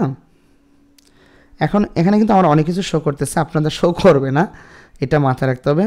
এখানে অনেক কিছু আসতেছে, আমরা ব্যাকগ্রাউন্ড কালারটাই চেঞ্জ করি, ঠিক আছে, ব্যাকগ্রাউন্ড কালার অথবা বিজি কালার আর কি। এখানে বিজি কালার নাই, ব্যাকগ্রাউন্ড কালার। এখন ব্যাকগ্রাউন্ড কালার সাপোজ আমি দিলাম রেড, ঠিক আছে। তো এখন আমরা যদি কোডটাকে সেভ করে দেখার চেষ্টা করি, দেখেন HTML এর যে ব্যাকগ্রাউন্ড কালার সেটা কিন্তু কী হয়ে গেছে, আমাদের রেড হয়ে গেছে। এখানে আমরা আরও অনেক স্টাইলের মধ্যে আমরা আরও অনেক ট্যাগ ইউজ করব, বাট বেসিক্যালি আমাদের এতগুলো প্রয়োজন নাই। জাস্ট আমি আপনাদেরকে একটা স্টাইল ট্যাগ কীভাবে স্টার্ট করতে সেটা দেখালাম। এখন যদি আমি টেক্সট সাইজ, ফন্ট সাইজ যদি পরিবর্তন করতে চাই, তাহলে এখন মনে করেন ফন্ট, ঠিক আছে, আমরা এখান থেকে ফন্ট সাইজ, আমি আবার বলি, স্টাইল ট্যাগের ভিতরে আপনাকে প্রপার্টি নেম দিতে হবে, দেন তার ভ্যালু। যেমন আপনি স্টাইল ট্যাগের ভিতরে এই হেডিংয়ের কী করতে চাচ্ছেন, আপনি এই হেডিংয়ের কালারটাকে চেঞ্জ করতে চাচ্ছেন, ব্যাকগ্রাউন্ড কালারটাকে, এই জন্য রেড দিলেন, ফলে কী হয়ে গেল, আমার এটার ব্যাকগ্রাউন্ড রেড হয়ে গেল, তাই তো? ওকে, এবার আমি তার ফন্ট সাইজটাকে বড় করতে চাচ্ছি। সাপোজ এখন ফন্ট সাইজটা আমি একটু দেখে নিই, এটার ফন্ট সাইজ কিন্তু এইটুকু আছে। এখন আমি যদি তার ফন্ট সাইজটাকে একটু বাড়িয়ে দিই, সাপোজ 45 দিলাম, 45 পিক্সেল আর কি, পিক্সেল, ওকে, 45 পিক্সেল দিয়ে আমি মানে সেভ করলাম। এখন খেয়াল করি এই ফন্টটার সাইজ এতটুকু, আমরা যদি রিফ্রেশ করি ফন্টের সাইজ কিন্তু বড় হয়ে গেছে। তো স্টাইল ট্যাগের মাধ্যমে কি করে আমি আবার বলি, স্টাইল কিন্তু একটা অ্যাট্রিবিউট, এর ভিতরে কিন্তু অনেকগুলো প্রপার্টি এবং ভ্যালু কাজ করে। স্টাইল অনেকগুলো প্রপার্টি ভ্যালু কাজ করতে পারে, যেমন ব্যাকগ্রাউন্ড কালার, ফন্ট সাইজ দিয়ে আপনি ফন্টের বড় ছোট করতে পারেন, তারপর ফন্ট ফ্যামিলি দিয়ে আপনি তার যে ফন্ট চেঞ্জ করতে পারেন। যেমন আপনার আমাদের অনেকগুলো তো ফন্ট আছে, তার মধ্যে মনে করেন আমাদের সবচেয়ে টাইমস নিউ রোমান রয়েছে, সেলভেরি, আরও অনেক ফন্ট রয়েছে, বা রোবোটিক ফন্ট, এরকম অনেক ইংলিশ ফন্ট মানে জনপ্রিয় ফন্ট রয়েছে। সেই ফন্ট আপনি টাইপটাকে চেঞ্জ করতে পারবেন। তো এখানে এই প্রপার্টি, অনেক প্রপার্টি রয়েছে স্টাইলের ভিতরে, সেগুলো আপনি অ্যাডভান্স যখন আলোচনা হবে ওয়েব ডেভেলপমেন্ট সিরিজে তখন ওটি পারফেক্টলি আপনি বুঝতে পারবেন। বাট আপাতত আমরা যা স্টাইল অ্যাট্রিবিউটটা কী, তার ভিতরে প্রপার্টি এবং ভ্যালু কীভাবে কাজ করে সেটা দেখালাম। অর্থাৎ স্টাইল ট্যাগের ভিতরে প্রপার্টি আমাদের লিখতে হয়, মানে যেমন background colour, font size etcetera. এবং যেমন ব্যাকগ্রাউন্ড কালার দিলে তার ভ্যালু কি রেড বা গ্রিন অথবা orange, dark red, sky blue, মানে যে কোনো ধরনের কালারের নাম আপনি এখানে দিলে কিন্তু ওই কালারটা কিন্তু কী হয়ে যাবে, আপনার ব্যাকগ্রাউন্ড কালার হিসেবে সেট হয়ে যাবে। আর সাইজ আপনি যতই দেন না কেন সেই অনুযায়ী ফন্টের সাইজ বড় ছোট হয়ে যাবে। তো স্টাইল ট্যাগটা আমরা বুঝতে পেরেছি আশা করি, ঠিক আছে। তো এখন স্টাইল ট্যাগ বোঝার পর আমরা এখানে যদি একটা কাজ করি, এখানে তো ব্যাকগ্রাউন্ড কালার সেট করলাম, এখানে যদি আমরা শুধু কালার দিই, শুধু কালার, ঠিক আছে, কালার দিয়ে হোয়াইট দিই, তাহলে কি হবে, ব্যাকগ্রাউন্ড কালার কি করলো, এই হেডিংয়ের ব্যাকগ্রাউন্ডটাকে সেট করলো, তাই না, ব্যাকগ্রাউন্ডটা দিল। এখন কালার যখন আমি হোয়াইট দেবো তখন এই যে আমাদের হেডিংটা রয়েছে সেটা তো ব্ল্যাক ডিফল্টভাবে রয়েছে, সেটা হোয়াইট হয়ে যাবে। খেয়াল করে একটু, আমরা যেহেতু একটা হোয়াইট দিয়েছি এখানে, মানে কালার হোয়াইট দিয়েছি, সেভ করলাম, ওকে, দেখি আমাদের কালার কিন্তু চেঞ্জ হয়ে গেছে। তার মানে আমরা স্টাইল ট্যাগ দিয়ে ফন্টের কালার চেঞ্জ করতে পারি, ফন্টের ব্যাকগ্রাউন্ডের কালার চেঞ্জ করতে পারি, ঠিক আছে। ইভেন এখানে আমরা কিন্তু একই সাথে কিন্তু তার অ্যালাইনমেন্টও দেখি চেঞ্জ করা যায় কিনা, অ্যালাইনমেন্ট, ঠিক আছে নি। তো অ্যালাইন কন্টেন্ট সেন্টার, ওকে, এটা কাজ করে কিনা আমরা একটু দেখি। নো, তাহলে এখানে অ্যালাইন সেন্টার যদি এখানে কাজ না করে, নো প্রবলেম, আমরা এটা অ্যালাইন কিন্তু করতে পারবো। অ্যালাইন করার জন্য আমরা এটার ভিতরে মাল্টিপল, এখানে তো স্টাইল একটা অ্যাট্রিবিউট আমরা কল করলাম, তাই না, এই পুরোটা স্টাইল অ্যাট্রিবিউটের অধীনে রয়েছে। আমরা জাস্ট আরেকটা অ্যাট্রিবিউট কল করি, সেটা হলো অ্যালাইন, ওকে। এই অ্যালাইনের ভিতরে আমরা মূলত দিব সেন্টার। যদি আমরা এটাকে সেভ করি সেক্ষেত্রে আমরা দেখব আমাদের অ্যালাইনমেন্টটা কিন্তু সেন্টারে চলে এসেছে। তো আশা করি স্টাইল, অ্যালাইনমেন্ট, ঠিক আছে, HRA মানে হায়ার রেফারেন্স, এই যে গুরুত্বপূর্ণ কিছু অ্যাট্রিবিউট রয়েছে সেটা আমরা বুঝতে পেরেছি। তো আমি আবার বলি, স্টাইল ট্যাগের ভিতরে কিন্তু আমরা প্রপার্টি লিখে তাকে কোলন দিয়ে তার ভ্যালু লিখতে হবে। যেহেতু এখানে অনেকগুলো প্রপার্টি আমরা লিখব, প্রত্যেকটা প্রপার্টিকে আপনাকে আলাদা করতে হবে সেমিকোলন দিয়ে, ঠিক আছে। তো আমরা স্টাইল হেডিং কীভাবে লিখে, প্যারাগ্রাফ কীভাবে লিখে সেটা আমরা বুঝতে পেরেছি। আমরা এখন HTML এর ফরম্যাটিং নিয়ে একটু আলোচনা করব। HTML ফরম্যাটিং এটা খুবই গুরুত্বপূর্ণ। এইচএসসিতে আমাদের গুরুত্বপূর্ণ অনেকগুলো ট্যাগ আপনারা দেখবেন, যেমন টেক্সটকে বোল্ড করা, ঠিক আছে, ইটালিক করা, তারপরে আপনার টেক্সটকে মার্ক করা, তারপর ডিলিট করা, তারপরে সুপারস্ক্রিপ্ট, সাবস্ক্রিপ্ট, যে এগুলো কিন্তু অনেক গুরুত্বপূর্ণ মানে কোড হিসেবে আমরা লিখি, মানে অনেক প্র্যাকটিসে আমাদের আসে, অনেকগুলো প্রয়োজনীয় আমাদের ফাইলগুলোতে আমরা এটা ব্যবহার করে থাকি, তাই না। তো আপাতত আমাদের এতগুলো হেডিং প্রয়োজন নাই, আমরা একটাই হেডিং রাখি, এখানে সবগুলা শুধু প্যারাগ্রাফটা রেখে ডিলিট করে দিচ্ছি, ওকে। তো এখানে হেডিং এটা রাখলাম, এখানে জাস্ট আমরা এখন দিয়ে দিই HTML ফরম্যাটিং, ঠিক আছে। এখন আমরা এখানে আসলাম, এখন আমাদের এখানে কিন্তু টেক্সট রয়েছে, এই টেক্সটগুলো ভালো লাগতেছে না। তো সাপোজ আমরা এখানে কিছু ট্যাগ দেই, আমি আমার সম্পর্কে কিছু লিখি, high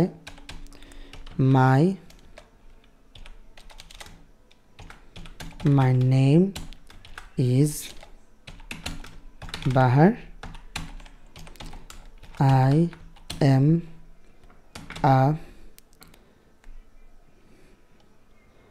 web and mobile app developer,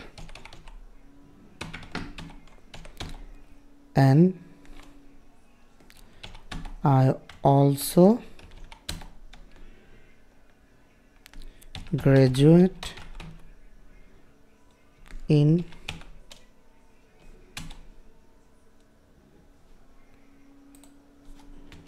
I'm also graduate in আচ্ছা, এত লেখা দরকার নাই, জাস্ট এতগুলা আমি আমার বায়োডাটা দিচ্ছি না এখানে আপাতত, জাস্ট এতটুকু রাখলাম। এখন এতটুকু আমি দিলাম। Okay, hi my name is Bahar, I am a web and mobile app developer. Save করলাম। ওকে, আমার এই কোডটি এখানে চলে আসলো। এখানে একটা লিঙ্ক রয়েছে। আপাতত আমি এই লিঙ্কের মধ্যে যে কাজটা করব, আমার ফেসবুকের সাথে লিঙ্ক করব, মানে আমার ফেসবুক এখানে ক্লিক করে যেতে আমার ফেসবুকে ঢুকে যায়, ফেসবুক বলতে www.facebook.com যাতে ঢুকে যায়। ঠিক আছে, আর এখানে হাই মাই নেম ইজ বাহার, এটার মধ্যে আমরা ট্যাগ আপাতত ইউজ করব। প্রথমে আমরা বোল্ড ট্যাগটা ইউজ করি। এখন বোল্ড ট্যাগ ইউজ করার আগে এই ফন্টটাকে একটু ভালো করে দেখে নিই আমরা, যে আমরা যখন একটা ট্যাগে, যেমন বাহারকে আমি বোল্ড করব। ওকে, এখানে বাহারকে আমি বোল্ড করব। এখন বোল্ড করতে গেলে আমি আবার বলি, ট্যাগ লেখার যে অ্যাডভান্স পয়েন্ট আমরা এখনই বুঝবো, এই বাহার শব্দটাকে আমি বোল্ড করব। তো বি ফর বোল্ড, আমি আবার বলি বি ফর বোল্ড। তো এই বাহারের সামনে আমরা কি লিখবো, বি ট্যাগটা লিখবো, বি ফর বোল্ড। এখন আমি যদি এখানে বোল্ড দিয়ে দিই তাহলে প্রবলেমটা কি হবে, সে এই নিচে যত লেখা পাবে সবকে বোল্ড করে দেবে। দেখেন, সব সে বোল্ড করে দিয়েছে, বাহারের পর থেকে পুরো সব কোড সে বোল্ড করে দিয়েছে বাহারের পরে। ঠিক আছে, বাট আমি চাচ্ছি শুধু বাহার বোল্ড হবে।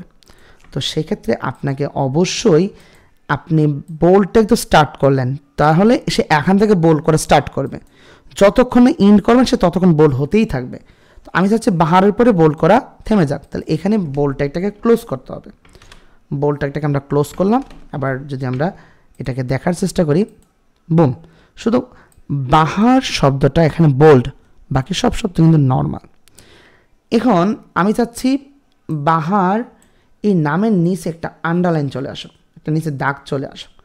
সেক্ষেত্রে আমি কি করব, বাহারের এখানে আমরা ইউ ফর আন্ডারলাইন দিলাম। ঠিক আছে, বাহারের পরে আমাকে আন্ডারলাইনটা ক্লোজ করতে হবে। ঠিক আছে, আন্ডারলাইন ক্লোজ করলাম। ওকে, আমি বাহার শব্দটাকে বোল্ড করতে চাচ্ছি বিদায় বাহার বোল্ড স্টার্ট করলাম, বোল্ড ক্লোজ করলাম। আন্ডারলাইন করতে চাচ্ছি, এই জন্য আন্ডারলাইন স্টার্ট করলাম, আন্ডারলাইন ক্লোজ করলাম। সেভ দিই, তাহলে কি হবে দেখেন, আমরা দেখছি এখানে বাহার কিন্তু বোল্ডও হয়েছে, নিচে আন্ডারলাইনও চলে এসেছে।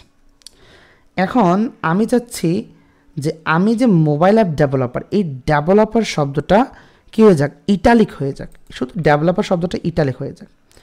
তো আই ফর ইটালিক, আমি আবার বলি আই ফর ইটালিক, সুতরাং এখানে ইটালিক ট্যাগ আই হবে, আই ফর ইটালিক। তো এখানে এটা ক্লোজ করতে হবে। ঠিক আছে, ইটালিক আমি ক্লোজ করলাম। ঠিক আছে, এখন আমার ডেভেলপার নামটা কিন্তু ইটালিক হয়ে যাবে, একটু খেয়াল করি, বুম, আমার ডেভেলপার নামটা কিন্তু ইটালিক হয়ে গিয়েছে। এখন আমি চাচ্ছি যে এই ওয়েব শব্দটা মাঝখানে ডিলিট হয়ে যাক। ডিলিট বলতে একবার মুছে যাবে না, এই ওয়েব শব্দটার মাঝখানে একটা দাগ পড়ে যাবে। তো আমরা যদি করি ওয়েব কোথায়, এখানে, তো এখানে শুরুতে আমরা ডিল ট্যাগটা আমরা লিখব, ডিলিট ফর ডিল। সহজে মনে রাখা যায়, এগুলা কোড করতে করতে মনে থাকবে ইনশাল্লাহ। এখন ওয়েব শব্দটা কিন্তু ডিলিট হয়ে যাবে, ডিলিট বলতে মাঝখানে দাগ পড়ে যাবে আর কি, একটা কাটা পড়ে যাবে। খেয়াল করি আমাদের ওয়েব শব্দটা কিন্তু কাটা পড়ে গেছে। এখন আমি চাচ্ছি মোবাইল অ্যাপ ডেভেলপটাকে, মোবাইল অ্যাপ এই শব্দটাকে মার্ক করতে।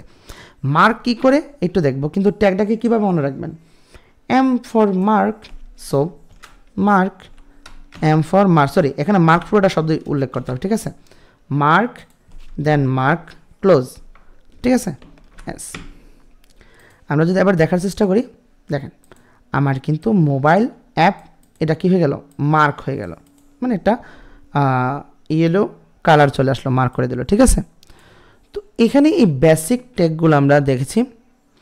এবার একটা গুরুত্বপূর্ণ ট্যাগ, সেটা হলো কি, আমি চাই যে আমার এখানে বাহার মোবাইল অ্যাপ ডেভেলপারের পর এখানে একটা লিখে আমার এখন একটু, যেহেতু I am graduate in chemistry, সেহেতু আমি এখানে সাপোজ একটা H2SO4 লিখব, H2SO4। আবার বলছি H2SO4। এখানে আমরা যখন H2SO4 লিখব, একটু আমি H2SO4 সংখ্যাটা আনার চেষ্টা করি, গুগল থেকে আমরা সার্চ দিই H2SO4। ওকে, সংক্ষেত্রে একটু খেয়াল করার চেষ্টা করি আমরা। এই যে সংক্ষেত্রে এখানে আছে S2 SO4, এই 2 কিন্তু নিচে রয়েছে, 4 কিন্তু নিচে রয়েছে। যখন কোনো সংখ্যাকে আপনি একটা ক্যারেক্টারের নিচে নিয়ে আসতে চাচ্ছেন বা কোনো শব্দের নিচে নিয়ে আসতে চাচ্ছেন, সেক্ষেত্রে আপনাকে সাবস্ক্রিপ্ট টেক্সট আপনাকে ইউজ করতে হবে। ওকে, কথা না বাড়ি আমরা এটাকে বানিয়ে দেখাই। ওকে, তো আমরা এটার জন্য আরেকটা কোড করি। সাপোজ এখানে আমরা পি ট্যাগটাকে আমরা স্টার্ট করি, পি ট্যাগ। ওকে, এই পি ট্যাগ আরেকটা পি ট্যাগের ভিতরে আমরা যদি এখানে লিখি প্রথমে কি এইচ, এর নিচে আমরা 2 লিখতে চাচ্ছি, তার মানে সাব, এখানে লিখতে হবে সাব। অথবা আমরা এখানে যদি দিই এই 2 SO তারপর হলো 4, এখানে দেখি আমরা যদি এটা লিখে আমরা এখন যদি সেভ দেই তাহলে কি হচ্ছে একটু খেয়াল করি, আমাদের ডেমো খেয়াল করেন H2 SO4 কিন্তু আমার এখানে চলে এসেছে, বাট আমি চাচ্ছি এই 2 নিচে চলে যাক, এই 4 নিচে চলে যাক। তাহলে কি করতে হবে? এখন এটা করার জন্য আমাকে এই 2টাকে নিচে নেওয়ার জন্য আমাকে একটা ট্যাগ কল করতে হবে, এটা হচ্ছে সাব। ওকে, সাব ট্যাগ আমি এখানে স্টার্ট করলাম। এখন বিপদ, আমি সাব ট্যাগ স্টার্ট করে যদি ক্লোজ না করি তাহলে কি হবে? দেখেন এই যেখানে সাব ট্যাগটা লিখেছে তারপরে সবগুলো সংখ্যাকে, সবগুলো লেখাকে সে একবারে নিচে নিয়ে আসছে, বাট আমি চাচ্ছি শুধু 2 আসুক। তার মানে কী করতে হবে? 2 এর পরে সাবকে আমার ক্লোজ করে দিতে হবে। তো আমি 2 এর পরে আসলাম, এখানে সাব, এটাকে আমি ক্লোজ করে দিলাম। সাব। ওকে, এখন যেটা হবে আমাদের শুধু 2 নিচে চলে আসবে, দেখি। ওকে, আমাদের একটা কাজ হয়ে গেল, H2 শুধু 2টা নিচে চলে আসছে, আমরা এখন 4ও নিচে আনতে চাচ্ছি, তো সেম কাজ। ঠিক আছে, আমরা এই 4-এর এই পাশে আমাদের কি লিখব? সাব। ওকে, দেন এখানে আমরা সাব ক্লোজ করব। ওকে, সাব ক্লোজ করলাম। আবার বলে এই 4, এটার সাব আমি এখানে লেখার পরে 4টার নিচে চলে আসবে, দেন সাব ক্লোজ করে দিলাম। ওকে, এবার আমাদের সালফারিক অ্যাসিডের সংকেতটা আশা করি হয়ে যাবে। ওকে, সালফারিক অ্যাসিড। এবার যদি আমরা ম্যাথমেটিক্যাল ফর্মুলা করতে যাই, সাপোজ A² + 2AB + B² লিখি আমরা। ওকে, আমরা এটাকে আরেকটা প্যারাগ্রাফের মধ্যে নিয়ে লিখি। এখানে আমরা লিখলাম A² + 2AB + B²। আচ্ছা, এইভাবে যদি লিখি সেটা কি আদর্শ হবে? আমি তো চাচ্ছি এই 2 উপরে চলে আসুক, এই B² মানে এই বি এর সাথে 2টা উপরে চলে যাক। তো এর জন্য আমাকে যে ট্যাগ ইউজ করতে হবে সেটা হবে সুপারস্ক্রিপ্ট, মানে সুপ। তো সেম আগের মতো এই 2 এর এই পাশে আমাকে সুপ ট্যাগ স্টার্ট করতে হবে। ঠিক আছে, এবং তার যেখানে আমরা মানে 2কে তো আমরা শুধু পাওয়ার হিসেবে নিতে চাচ্ছি, তাই না? তাহলে 2 এর পর আমাদের এটাকে ক্লোজ করে দিতে হবে। ওকে, ক্লোজ করলাম। সেম কাহিনীটা আমরা এই সেম কোডটাই আমরা কি করব? এই 2 এর জন্য করব, রাইট? ওকে, বি এর পরে এই 2 এর আগে আমরা কি করলাম? সুপ ট্যাগ লিখলাম, 2 লিখলাম, দেন সুপ ট্যাগ ক্লোজ করলাম। আশা করি আমাদের কাঙ্ক্ষিত কোডটি কমপ্লিট হয়ে যাবে। ওকে, আমাদের কোডটি কিন্তু হয়ে গিয়েছে। ওকে, তো আমরা সুপারস্ক্রিপ্ট দেন সাবস্ক্রিপ্ট আমরা এটা দেখলাম, দেন আমরা ইটালিক কীভাবে করে এটা দেখলাম, বোল্ড কীভাবে করে এটা দেখলাম, ডিলিট কীভাবে করে এটা দেখলাম। ঠিক আছে, আমাদের বেসিক যতগুলো ফরম্যাটিং আছে, মানে আমাদের HTML ফরম্যাটিং ট্যাগ রয়েছে সবগুলো আমরা কিন্তু দেখলাম। এখানে আরেকটা ফরম্যাটিং ট্যাগ আমরা ইউজ করি, স্ট্রং। ওকে, আমরা একটু স্ট্রং ট্যাগটা ইউজ করে দেখি। সাপোজ আমি স্ট্রং ট্যাগ ইউজ করার জন্য কাকে করব? সব কোডগুলো তো আমরা ব্যবহার করে ফেলেছি। আচ্ছা, আমরা নতুন করে আরেকটা প্যারাগ্রাফ ট্যাগ লিখি, পি স্টার। এখন লিখি I am strong, I am strong, এটা লিখলাম। এটা যে কোনো টেক্সট আমরা লিখব, নো প্রবলেম। আমি এই স্ট্রংটাকে স্ট্রং করব, ওকে। তো স্ট্রং ফর স্ট্রং, হ্যাঁ আমরা স্ট্রং করব মানে কি, তো স্ট্রং তো স্ট্রং থেকে হবে, স্ট্রং স্টার্ট করলাম, আর স্ট্রং আমাকে কি করতে হবে, ক্লোজ করতে হবে, সেভ।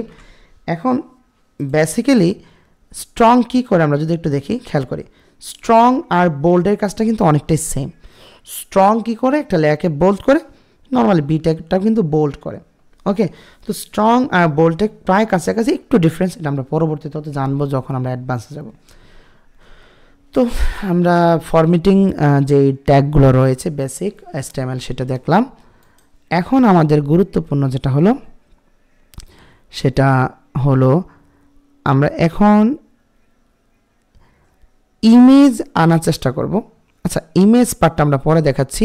ইমেজটা অ্যাজ লাইক আপনার HTML লিঙ্কের মতোই, ওকে।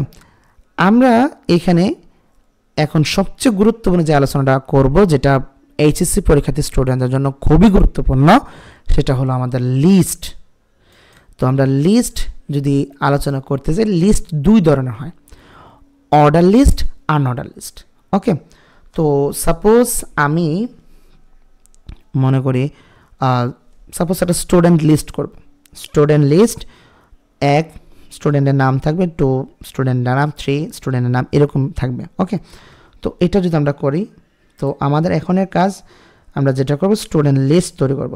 তো HTML ফরম্যাটিং আমরা লিখে দিই, বাদ দিয়ে আমরা লিখি order list, HTML order list, okay. বাকি সব ট্যাগগুলোকে আমরা রেস্ট নিয়ে দিই। এখন আমরা HTML অর্ডার লিস্ট নিয়ে আলোচনা করব। খেয়াল কর, অর্ডার লিস্ট মিনস ওয়েল মানে অর্ডার লিস্ট, ঠিক আছে। এটাকে কি করতে হবে, ক্লোজ করতে হবে, ক্লোজ করলাম। এখন এর ভিতরে আমরা যা লিখব তাই অর্ডার লিস্ট আকারে আসবে, তাই না। এখন আমরা যদি এখানে লিস্ট আকারে লিখি, তো অর্ডার লিস্টের বেসিক স্ট্রাকচার কিন্তু এটাই। এখানে ওয়েল লিখব, ওয়েল লেখার পর ওয়েলকে ক্লোজ করব, দেন তার ভিতরে লিস্ট আকারে আমরা এই জিনিসগুলো দেব, এটা তার বেসিক স্ট্রাকচার। এখন যদি আনঅর্ডার লিস্টের কথা বলি, ওইটাও সেম, আনঅর্ডার লিস্টও সেম, সেটা কি UL start and UL close, okay. এখন এর ভিতরে কী হবে, লিস্ট, তাই তো। এখন আমরা অর্ডার লিস্ট যদি বানাই, এখানে আমরা দিই সাপোজ বাহার, ঠিক আছে।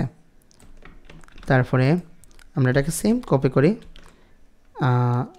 এবার এখানে যদি আমরা দিই, দেব কি,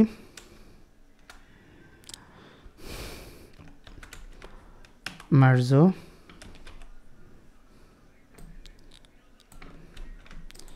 দেন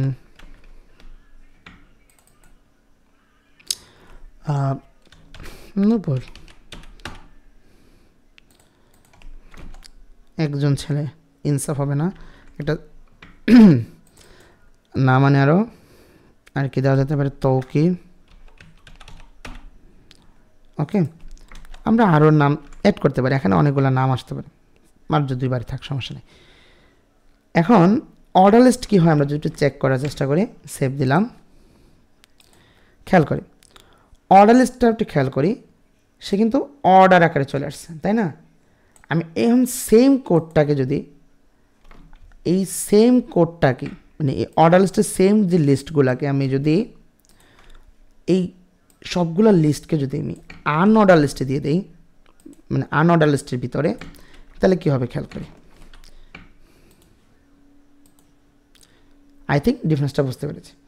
অর্ডার লিস্ট সে একটা সিরিয়াল নাম্বার অনুসারে নিজে নিয়ে আসবে, যেমন 1 2 3, দ্যাটস ইট। আর আনঅর্ডার লিস্ট সে কিছু বুলেট চিহ্ন নিয়ে আসবে, তাই না।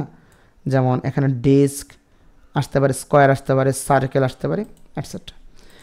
এখন আনঅর্ডার লিস্ট ক্ষেত্রে তো আমরা বুঝলাম, ঠিক আছে। তো এইটারও কিন্তু টাইপ রয়েছে, এইটারও কিন্তু টাইপ রয়েছে। এখন আমি চাচ্ছি এই অর্ডার লিস্টের ক্ষেত্রে 1 2 3 না আসা, সেটা এভিসি বা ইটালিক আকারে থাকুক। আমি যদি শুরুতে ইটালিক করতে চাই তাহলে আমাকে কি করতে হবে, এই অর্ডার লিস্টের ভিতরে মানে অর্ডার লিস্টের স্টার ট্যাগের ভিতরে আমাকে অ্যাট্রিবিউট লিখতে হবে। সেক্ষেত্রে হবে টাইপ। ওকে, টাইপ অ্যাট্রিবিউট লিখতে হবে। এখন আমি যদি আই লিখি তাহলে এটা ইটালিক হয়ে যাবে। আই লিখলে কি হয়ে যাবে, ইটালিক। খেয়াল করি আমরা যখন আই লিখলাম, দেখেন এই সিরিয়াল ক্রমটা ইটালিক হয়ে গেছে। এবার আমি যদি এটাকে ক্যাপিটাল এ লিখি তাহলে আমাদের এভিসি আকারের লিস্ট অর্ডার লিস্টটা হয়ে যাবে। বুম। আমি যদি এটাকে স্মল এ লিখি তাহলে সে স্মল এ আকার সিরিয়ালটা চলে আসলো। আমি যদি এবার এটা ক্যাপিটাল আই লিখি তাহলে ক্যাপিটাল আই এর রোমান সংখ্যা চলে আসবে, মানে বড় অক্ষরের রোমান সংখ্যাগুলো চলে আসবে। ওকে, আমরা বুঝতে পারলাম। এখন প্রবলেম, আমরা এখানে বেসিক্যালি এ দিই, কিন্তু প্রবলেম হলো এখানে তো আমি এ লিখলাম, তাই না? কিন্তু আমি তাদেরকে এ থেকে শুরু করতে চাচ্ছি না। আমি চাচ্ছি এখানে সি থেকে সিরিয়ালটা শুরু হোক, মানে C D E F G, মানে সিরিয়ালটা সি এর থেকে শুরু হোক। তাহলে এ বি সি মানে 3 নাম্বার লেটার থেকে শুরু হোক। তাহলে সেক্ষেত্রে আমাকে স্টার্ট আরেকটা অ্যাট্রিবিউট লিখতে হবে, স্টার্ট। ওকে, এই স্টার্ট অ্যাট্রিবিউটের ভিতরে লিখে দিতে হবে 3। তার মানে এ বি সি, সি এর থেকে শুরু হবে, 3 মানে 3 নাম্বার লেটার থেকে শুরু হবে। ওকে, লেটস স্টার্ট। ওকে, হয়ে গেছে, আমাদের 3 নাম্বার সি থেকে কিন্তু শুরু হয়েছে। ওকে, বুঝতে পারলাম। এবার গুরুত্বপূর্ণ আরেকটা জিনিস, এখানে লিস্টের ভিতরে এটা দেখলাম। এখন আমরা আপাতত স্টার্টটা যেখান থেকে আছে সেখান থেকে, মানে এ থেকে শুরু হোক। বেসিক্যালি আমাদের আগের জায়গায় চলে আসলাম, এবিসি। এখন আমি চাচ্ছি বাহারের নিচে আরেকটা লিস্ট তৈরি হোক, বাহারের নিচে আরেকটা লিস্ট তৈরি হোক। মনে করেন এখানে সবগুলো লিডার, তাদের অধীনে আরও কিছু স্টুডেন্ট থাকবে, তাদের নাম আসবে। এখন বাহারের অধীনে বাহারের আরও স্টুডেন্টের নাম আসবে। আমি যদি এটা করতে চাই তাহলে বাহারের পরে কিন্তু আমরা আরেকটা অর্ডার লিস্ট ঘোষণা করতে পারবো। ঠিক আছে, অর্ডার লিস্ট, চাইলে এখানে আনঅর্ডার লিস্ট আমরা ঘোষণা করতে পারবো, সমস্যা নাই। ওকে, এখন বাহারের পর যখন আমরা এই অর্ডার লিস্টটা ঘোষণা করব তাহলে কি হবে,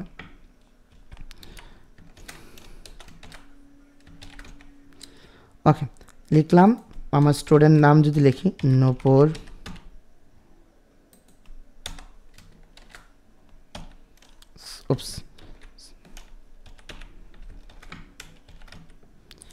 নূপুর পর লিখলাম সাপোজ নাদিম। এভাবে আমার আরও অনেক নাম আছে, আমি যদি লিখি নাদিম, তারপরে লিখলাম দিলরুবা, ওকে জয়, এরকম আমার কিছু স্টুডেন্ট আমি লিখলাম। ঠিক আছে, এখন আমি যদি এটাকে স্টার্ট করি কি হবে দেখেন, বাহারের অধীনে কিন্তু এখানে আরেকটা লিস্ট চলে আসবে যেগুলো তার স্টুডেন্টের লিস্ট নিয়ে আসবে। ওকে, আই থিঙ্ক বুঝতে পেরেছি। এখন এটা কিন্তু এভিসি মানে 1 2 3 ফর্মে আছে, আপনি চাইলে এভিসি বা ইটালিক ফর্মে আনতে পারবেন। তো লিস্টের ভিতরে আরেকটা লিস্ট কীভাবে ঢুকাইতে হয় এটা আমরা দেখাইলাম। এখন আমি যদি চাই এটাকে আনঅর্ডার লিস্ট করতে, সেক্ষেত্রে আমি জাস্ট এখানে এই উ শব্দটাকে ইউ দিয়ে দিলে আর এখানে এন্ডিংটা যদি ইউ দিয়ে দেন, ব্যাস খতম, আমাদের কাজটা হয়ে গেল। এখন শুরুতে সে কিন্তু সার্কেল পাচ্ছে। এখন আমি চাচ্ছি যে এটার যেই সার্কেল না হয়ে এটা স্কোয়ার হোক, তো সেক্ষেত্রে কী করতে হবে, এই ওয়েলের পর টাইপ দিতে হবে। ঠিক আছে, টাইপ দিয়ে এখানে দিতে হবে আমাদের স্কোয়ার। ওকে, স্কোয়ার। এখন স্কোয়ার লেখার পর আমরা যদি এটা রিফ্রেশ করি, দেখি স্কোয়ার শেপ কিন্তু চলে আসছে। ওকে, তো লিস্টের ভিতরে আরেকটা লিস্ট কীভাবে ঢুকাতে হয়, লিস্টের ভিতরে আনঅর্ডার লিস্ট কীভাবে আনতে হয় এবং আনঅর্ডার লিস্টের আইকন কীভাবে চেঞ্জ করতে, এটা দেখলাম।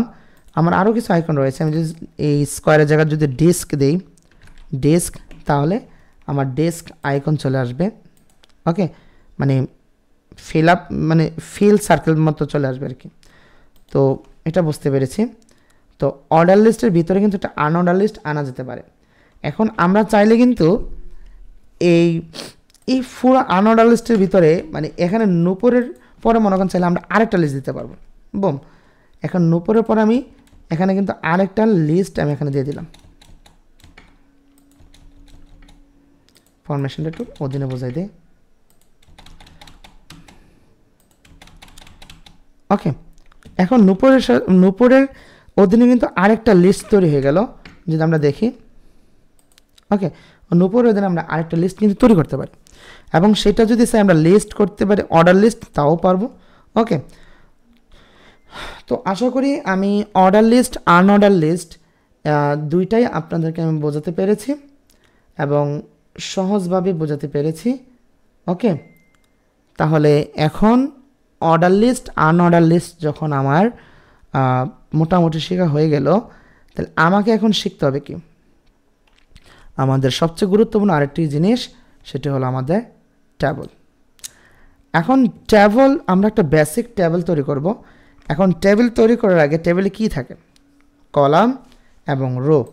টেবিলে আমার কি থাকে, কলাম এবং রো।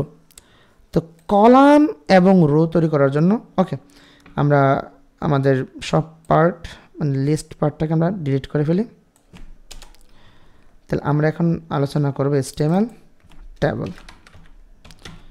ওকে, এখন আমরা টেবিল লিখবেন।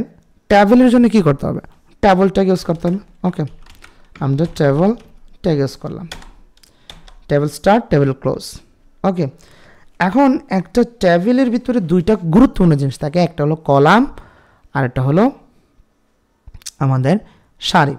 সারি মিন রো। তো আমি এখানে দুইটা কাজ করব, আমি রো এবং দুইটা রো দুইটা কলাম তৈরি করব। এটা বেসিক বোঝানোর জন্য লিখি আগে, সরি। টেবিলের ভিতরে আরেকটা অ্যাট্রিবিউট দিতে হবে বর্ডার। এই বর্ডারের কাজকে আমরা একটু পরে বলবো, আপাতত বর্ডার 1 দিলাম। এখন এটার ভিতরে আমরা রো লিখব। কি লিখব, table row. Table row means TR, table row, table row close করলাম। এখন আমি দুইটা রো দেব বললাম। ওকে, আমরা দুইটা রো দেই। এখন দুইটা রো দিলাম, এখানে কিন্তু দুইটা রো তৈরি হয়ে গেল। এখন তো আমার দুইটা কলাম দিতে হবে। দুইটা কলাম দিতে হলে এই রো এর ভিতরে আমাকে দুইটা হয় টিএচ কি আমরা বোঝাবো ধীরে ধীরে। টিএচ স্টার্ট করতে হবে। এই প্রতিটা টিএচ একটা কলামের জায়গা নিবে।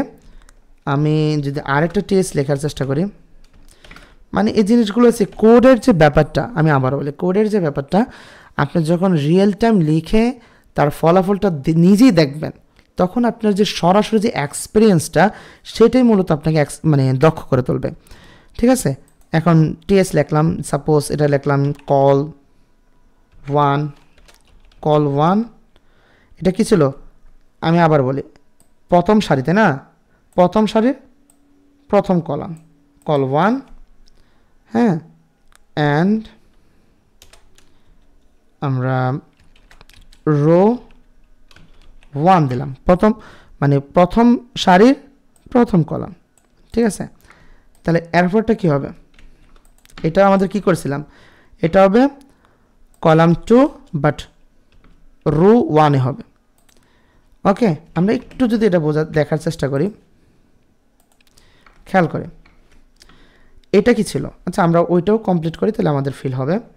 জাস্ট এই দুইটাকে আমরা কপি করি, দ্বিতীয় টিয়ারের ভিতরে আমরা ইনপুট করে দেই।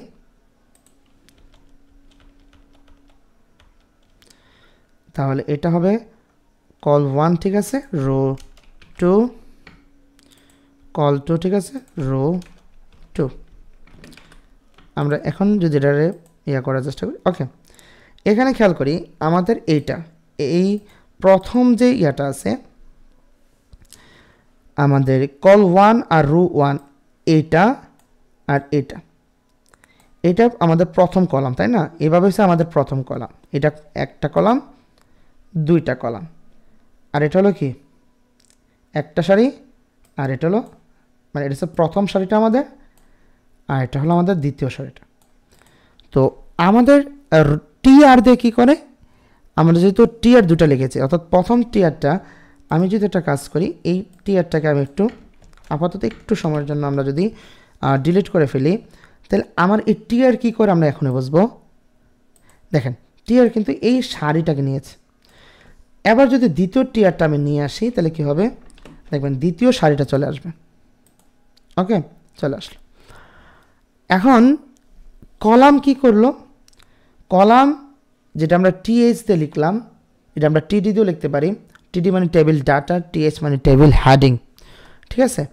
তো এই টেবিল ডাটা আলাদাভাবে কিন্তু আমাদের কলামের জন্য কোনো ট্যাগ নাই, অর্থাৎ আমরা যে টেবিল ডাটা মানে টিডি, টেবিল হেডিং, টিএইচ, এইটা কিন্তু অটোমেটিকলি কলাম হিসেবে সেট করে নেয়।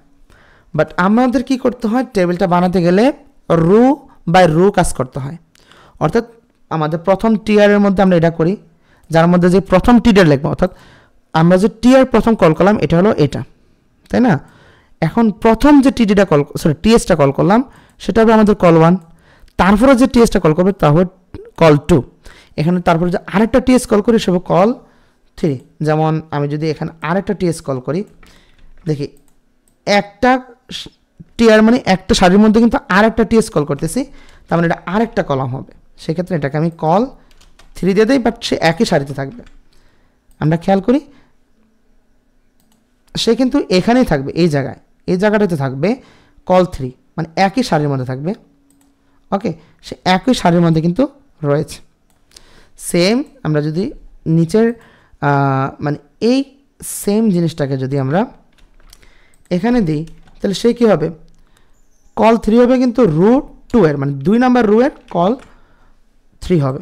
খেয়াল করি, অর্থাৎ আমার এখানে HTML এর ক্ষেত্রে টেবিলগুলোকে তৈরি করতে হয় টিয়ার ট্যাগ ইউজ করে, আর তার ভিতরে যখন আমরা টিয়ার ট্যাগের ভিতরে যখন এই টিয়ার ট্যাগ হচ্ছে প্রথম সারি, এটা হলো আমাদের দ্বিতীয় সারি, যেমন এটা আমাদের প্রথম সারি, এটা আমাদের দ্বিতীয় সারি, এটা আমাদের প্রথম টিএইচ প্রথম সারির, দ্বিতীয় সারির দ্বিতীয় টিএইচ, এটা তৃতীয় মানে প্রথম সারির তৃতীয় টিএইচ হলো এটা।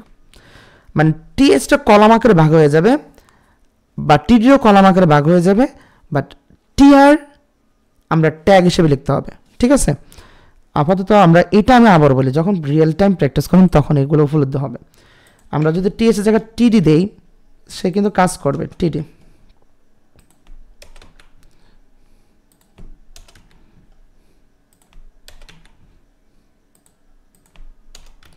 ওকে, আমরা যদি সেভ করি তাহলে সেই ক্ষেত্রে খেয়াল করি মানে টিএইচ টেবিল হেডিং মানে একটু গাঢ় হবে লেখাগুলো, আর টিডি নর্মাল লেখা হবে।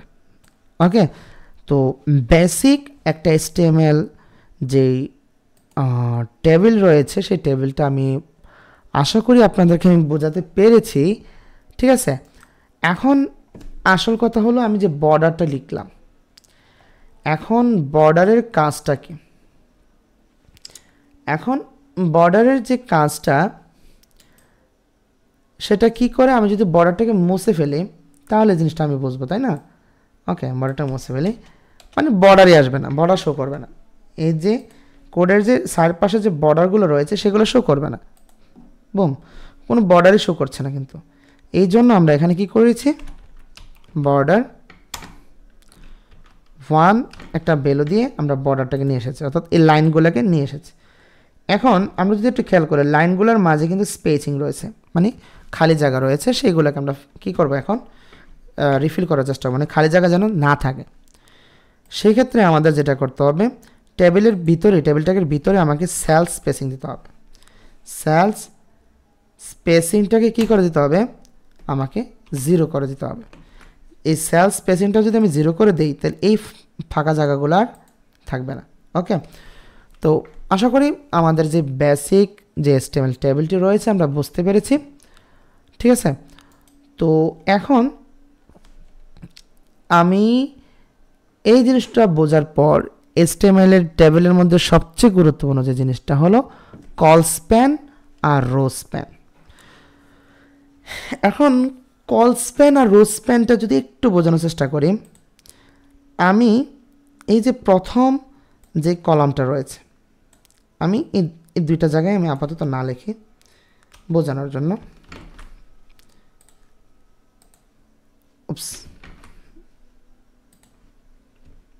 আমি এখান থেকে মোছা উচিত ছিল না, আমাকে মুছতে হবে কল 1-এর জিনিসগুলো, তাই না? কল 1-এর আইটেম, তাহলে কল 1-এর আইটেম রো দ্বিতীয়তে এটা ছিল, এটা মুছে ফেলে।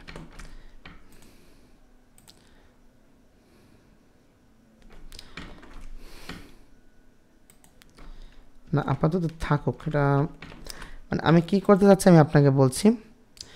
আমি এখন এই যে কলামটা খেয়াল করি, এই যে আমাদের সেলটা, আমি আপাতত এটাকে সেল হিসেবে উল্লেখ করি। এখন সেল হিসেবে যদি উল্লেখ করতে চাই, সাপোজ আচ্ছা লেখাগুলো এইভাবে থাকুক, আমি জাস্ট রো স্প্যান ট্যাগটা এখানে লিখি, তাহলে বুঝবেন যে রো স্প্যান আসলে কী করে। আমি রো স্প্যান 2 দিলাম। এখন এই জায়গায় কাহিনিটা কি, রো স্প্যান 2 কী করবো একটু যদি খেয়াল করি, এখানে সে একটা রোর জায়গা খাইছে, মানে এখানে কিন্তু এই কল এই যে এই বক্সটা রয়েছে সে কিন্তু কলামও একটা, তার রো কিন্তু একটা। এখন আমি যদি রো স্প্যান 2 দিয়েছি, তার মানে কি এই যে কল 1 রো 2 সে এই দুইটা জায়গায় খেয়ে ফেলবে, মানে এই এখানে রোটা আর এই রোটা সে খেয়ে ফেলবে, খেয়াল করি। ওকে, সে কিন্তু দুইটা রোয়ের জায়গা নিয়ে নিয়েছে, অর্থাৎ এই যে কল 1 আর রো 1 দিলাম সে কিন্তু একটা রো এবং দুইটা রোয়ের জায়গা কিন্তু সে নিয়ে নিয়েছে। ওকে, এটাকে আমরা বলি রো স্প্যান 2। এখন রো স্প্যান 3 দিলে সে তিনটা রোয়ের জায়গা নিয়ে নেবে, বাট এটা তখনই দেখা যাবে যখন আপনার এরকম 1 2 3টা রো থাকবে। বাট আমার দুইটা রো দেওয়াতে আমি যখন রো স্প্যান 2 দিলাম সে দুইটা রো কিন্তু আমার এখানে নিয়ে নিয়েছে, তাই না? এখন আমি এই যে কলামটা, এটা তো একটা কলামে আছে, এখন আমি চাচ্ছি এই কলামটাকে, এই কলাম আর এই কলাম, এই দুইটা কলামের মধ্যে রাখতে, মানে এই কলামটা আর এই কলামটা মিলে পুরোটা একটা কলাম হয়ে যাবে। এখন তার জন্য কি করতে হবে, দুইটা কলামকে একটা কলাম করতে হলে আমাকে কল স্প্যান অ্যাট্রিবিউট ইউজ করতে হবে। তো এটার জন্য কি আমার খেয়াল করেন, কল 2 কল 3, আমি এই কল 3 এটাকে চাচ্ছি, তাই না? তো এখানে এসে আমাকে কী করতে হবে, কল স্প্যান করতে হবে। কল স্প্যান আমি 2 দিলাম, তো কল স্প্যান যখন 2 দিলাম তার মানে এই কল 3 যে আছে আমি যদি রিফ্রেশ করি সে কিন্তু এই জায়গাটাও নিয়ে নেবে, কল স্প্যান দেওয়া অর্থাৎ দুইটা কলামের জায়গা, দুইটা কলামের জায়গা সে নিয়ে নেবে।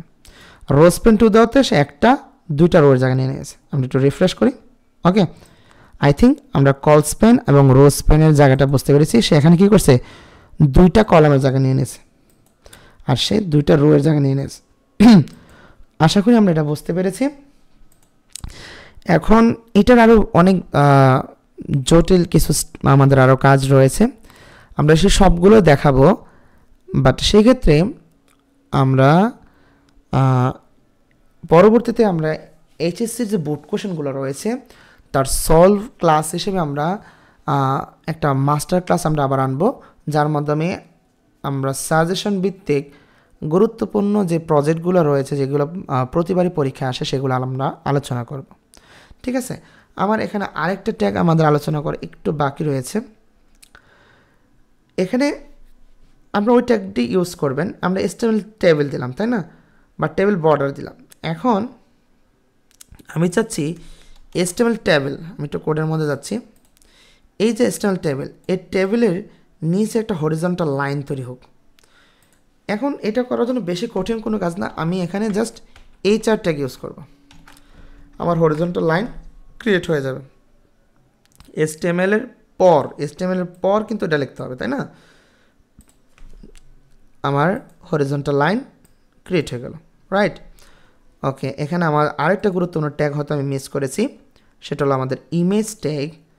আমি যদি একটা ইমেজ ট্যাগ আলোচনা করতে চাই, এটা আমাদের হুবহু আপনার অ্যাঙ্কর ট্যাগের মতোই, জাস্ট আমরা ইমেজ কল করব, ইমেজের জন্য একটা সোর্স দেব। এখন আপাতত আমি কোনো ছবি এখানে শো করতে যাচ্ছি না, বাট আপনার যখন এইচএসসি যে উদ্দীপক মানে বোর্ড প্রশ্নে যে উদ্দীপকটা দেওয়া থাকবে সেখানে কিন্তু তারা এই ইমেজের পাথটা দিয়ে দিবে, যেমন flower.jpg, তারা এই নামটা দিয়ে দিবে, অর্থাৎ নাম যেটাই দেখ না কেন আমরা সেটা লিখব। আচ্ছা, আমি যদি তারপরও একটা ইমেজ আনতে চাই, ডাউনলোড থেকে আমরা সাপোজ এই ছবিটা সাপোজ এই ছবিটা আমরা আনতে যাচ্ছি, তাই তো? এখন আমরা কি করব, আমার যে ছবিটা আমি আনতে চাচ্ছি এই ছবিটার নাম আগে একটা সহজ নাম দিতে হবে, সাপোজ ইমেজ। ওকে, এখন এই ইমেজ এই ছবিটাকে আমাদের কপি করতে হবে। কপি করার পর জাস্ট আমার HTML ফাইলটা যেখানে রয়েছে ওইটাকে ওইখানেই পেস্ট করে দিই। ওকে, এখন ইমেজটা আমার এখানে চলে আসছে, তাই না? অর্থাৎ আমার HTML কোডটা যেখানে আছে আমি সেখানে কি করেছি, আমার কোডটাকে আমি রেখেছি, মানে ছবিটাকে রেখেছি। এখন জাস্ট আমি যদি ইমেজ ডট পিএনজি, এখানে কেন পিএনজি রাখতে হবে, এটা টাইপ কিন্তু পিএনজি। এই ইমেজের টাইপ যদি জেপিজি হয় তাহলে জেপিজি লিখবো, পিএনজি হলে পিএনজি লিখবো। যেহেতু পিএনজি আমরা পিএনজি লিখবো। এখানে জাস্ট আমরা লিখবো কি ইমেজ ডট পিএনজি, দেন আমরা এটা ক্লোজ করব। That's it. আমরা যদি আবার সার্চ করি তাহলে আমাদের ছবিটা কিন্তু এখানে চলে এসেছে। ছবিটা কিন্তু চলে এসেছে। এখন এই ছবিটা আমাদের নর্মালি যখন উইথে 100% রাখলাম, এটা কিন্তু অনেক বড় আকার ছবিটা চলে এসেছে, তাই না? আমি চাচ্ছি এই ছবিটা, মানে এই ছবিটা একটু ছোটো আকার আসুক, সাপোজ 1080x720 অথবা 300x300 আমি চাচ্ছি, 300 পিক্সেল বাই 300 পিক্সেল। এটা উইথ হোক 300 পিক্সেল, হাইট হোক 300 পিক্সেল। তাহলে কী করবো, আমি জাস্ট সোর্সের এতে সোর্স, তাই না? এখানে আমরা উইথ দিব, উইথ পিক্সেল দিলাম 300, দেন এটার হাইট দেবো, আমি হাইট দিলাম সাপোজ 300। ওকে, পিক্সেল। আচ্ছা, আমি পিক্সেল শব্দটা উল্লেখ করে দিই। পিক্সেল শব্দটা উল্লেখ না করলেও হবে। ওকে, আমার ইমেজটা এখন 300 পিক্সেল বাই 300 পিক্সেল হয়ে গেছে। তো আশা করি ইমেজ এটা বুঝতে পেরেছেন।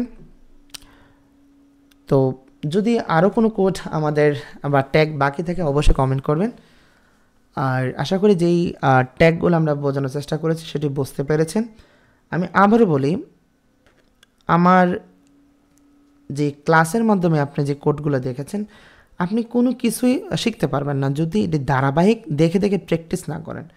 আপনাকে মোবাইল হলে মোবাইলে কোডগুলো লিখেন, রান করে দেখেন কি হচ্ছে। আপনার কোডটা ভুল হোক, আপনার লেখাটা ভুল হোক, বাট লিখে দেখেন কি হচ্ছে, জাস্ট এক্সপিরিয়েন্স করেন। এইটাই কিন্তু খুবই গুরুত্বপূর্ণ জিনিস। আপনার ওই এক্সপিরিয়েন্স করার মাধ্যমে কিন্তু আপনি শিখবেন। আর আপনি কখনোই এই ভিডিওটা দেখেই সবগুলো ট্যাগ মুখস্থ রাখতে পারবেন না। ধারাবাহিক যখন প্র্যাকটিস করবেন এবং নিজেকে যখন আপনি পরীক্ষায় ফেলবেন, মানে জাস্ট কিছু স্মার্ট প্রবলেম সলভ করলেন, যেমন বোর্ড কোশ্চেনগুলো নিজে কোড করার চেষ্টা করলেন, করে এটার ফলাফল দেখার চেষ্টা করলেন যে হচ্ছে কি না, তখনই আপনার সফলতা মিলবে। আশা করি আমি বুঝতে পেরেছি। তো আমার এই পুরো ক্লাসটার মাধ্যমে আপনাদেরকে HTML ট্যাগের যেই বেসিক যেই আইডিয়াটা ছিল বা নলেজটা দেওয়ার দরকার ছিল, আমরা আশা করি কিছুটা হলেও দিতে পেরেছি। আপনারা কিছুটা হলেও উপকৃত হয়েছেন। আমরা পরবর্তীতে আপনাদের এইচএসসির যেই বোর্ড প্রশ্নগুলো ধারাবাহিকভাবে আসতেছে তার বা আগামী পরীক্ষা আসার সম্ভাবনা রয়েছে, তার যে সুপার সাজেশন, সেই সাজেশন ভিত্তিক আমরা বোর্ড কোয়েশ্চেন সলভ করে আমরা আরেকটা ভিডিও নিয়ে আসবো। ততক্ষণ সবাই ভালো থাকবেন, সুস্থ থাকবেন। খোদা হাফেজ।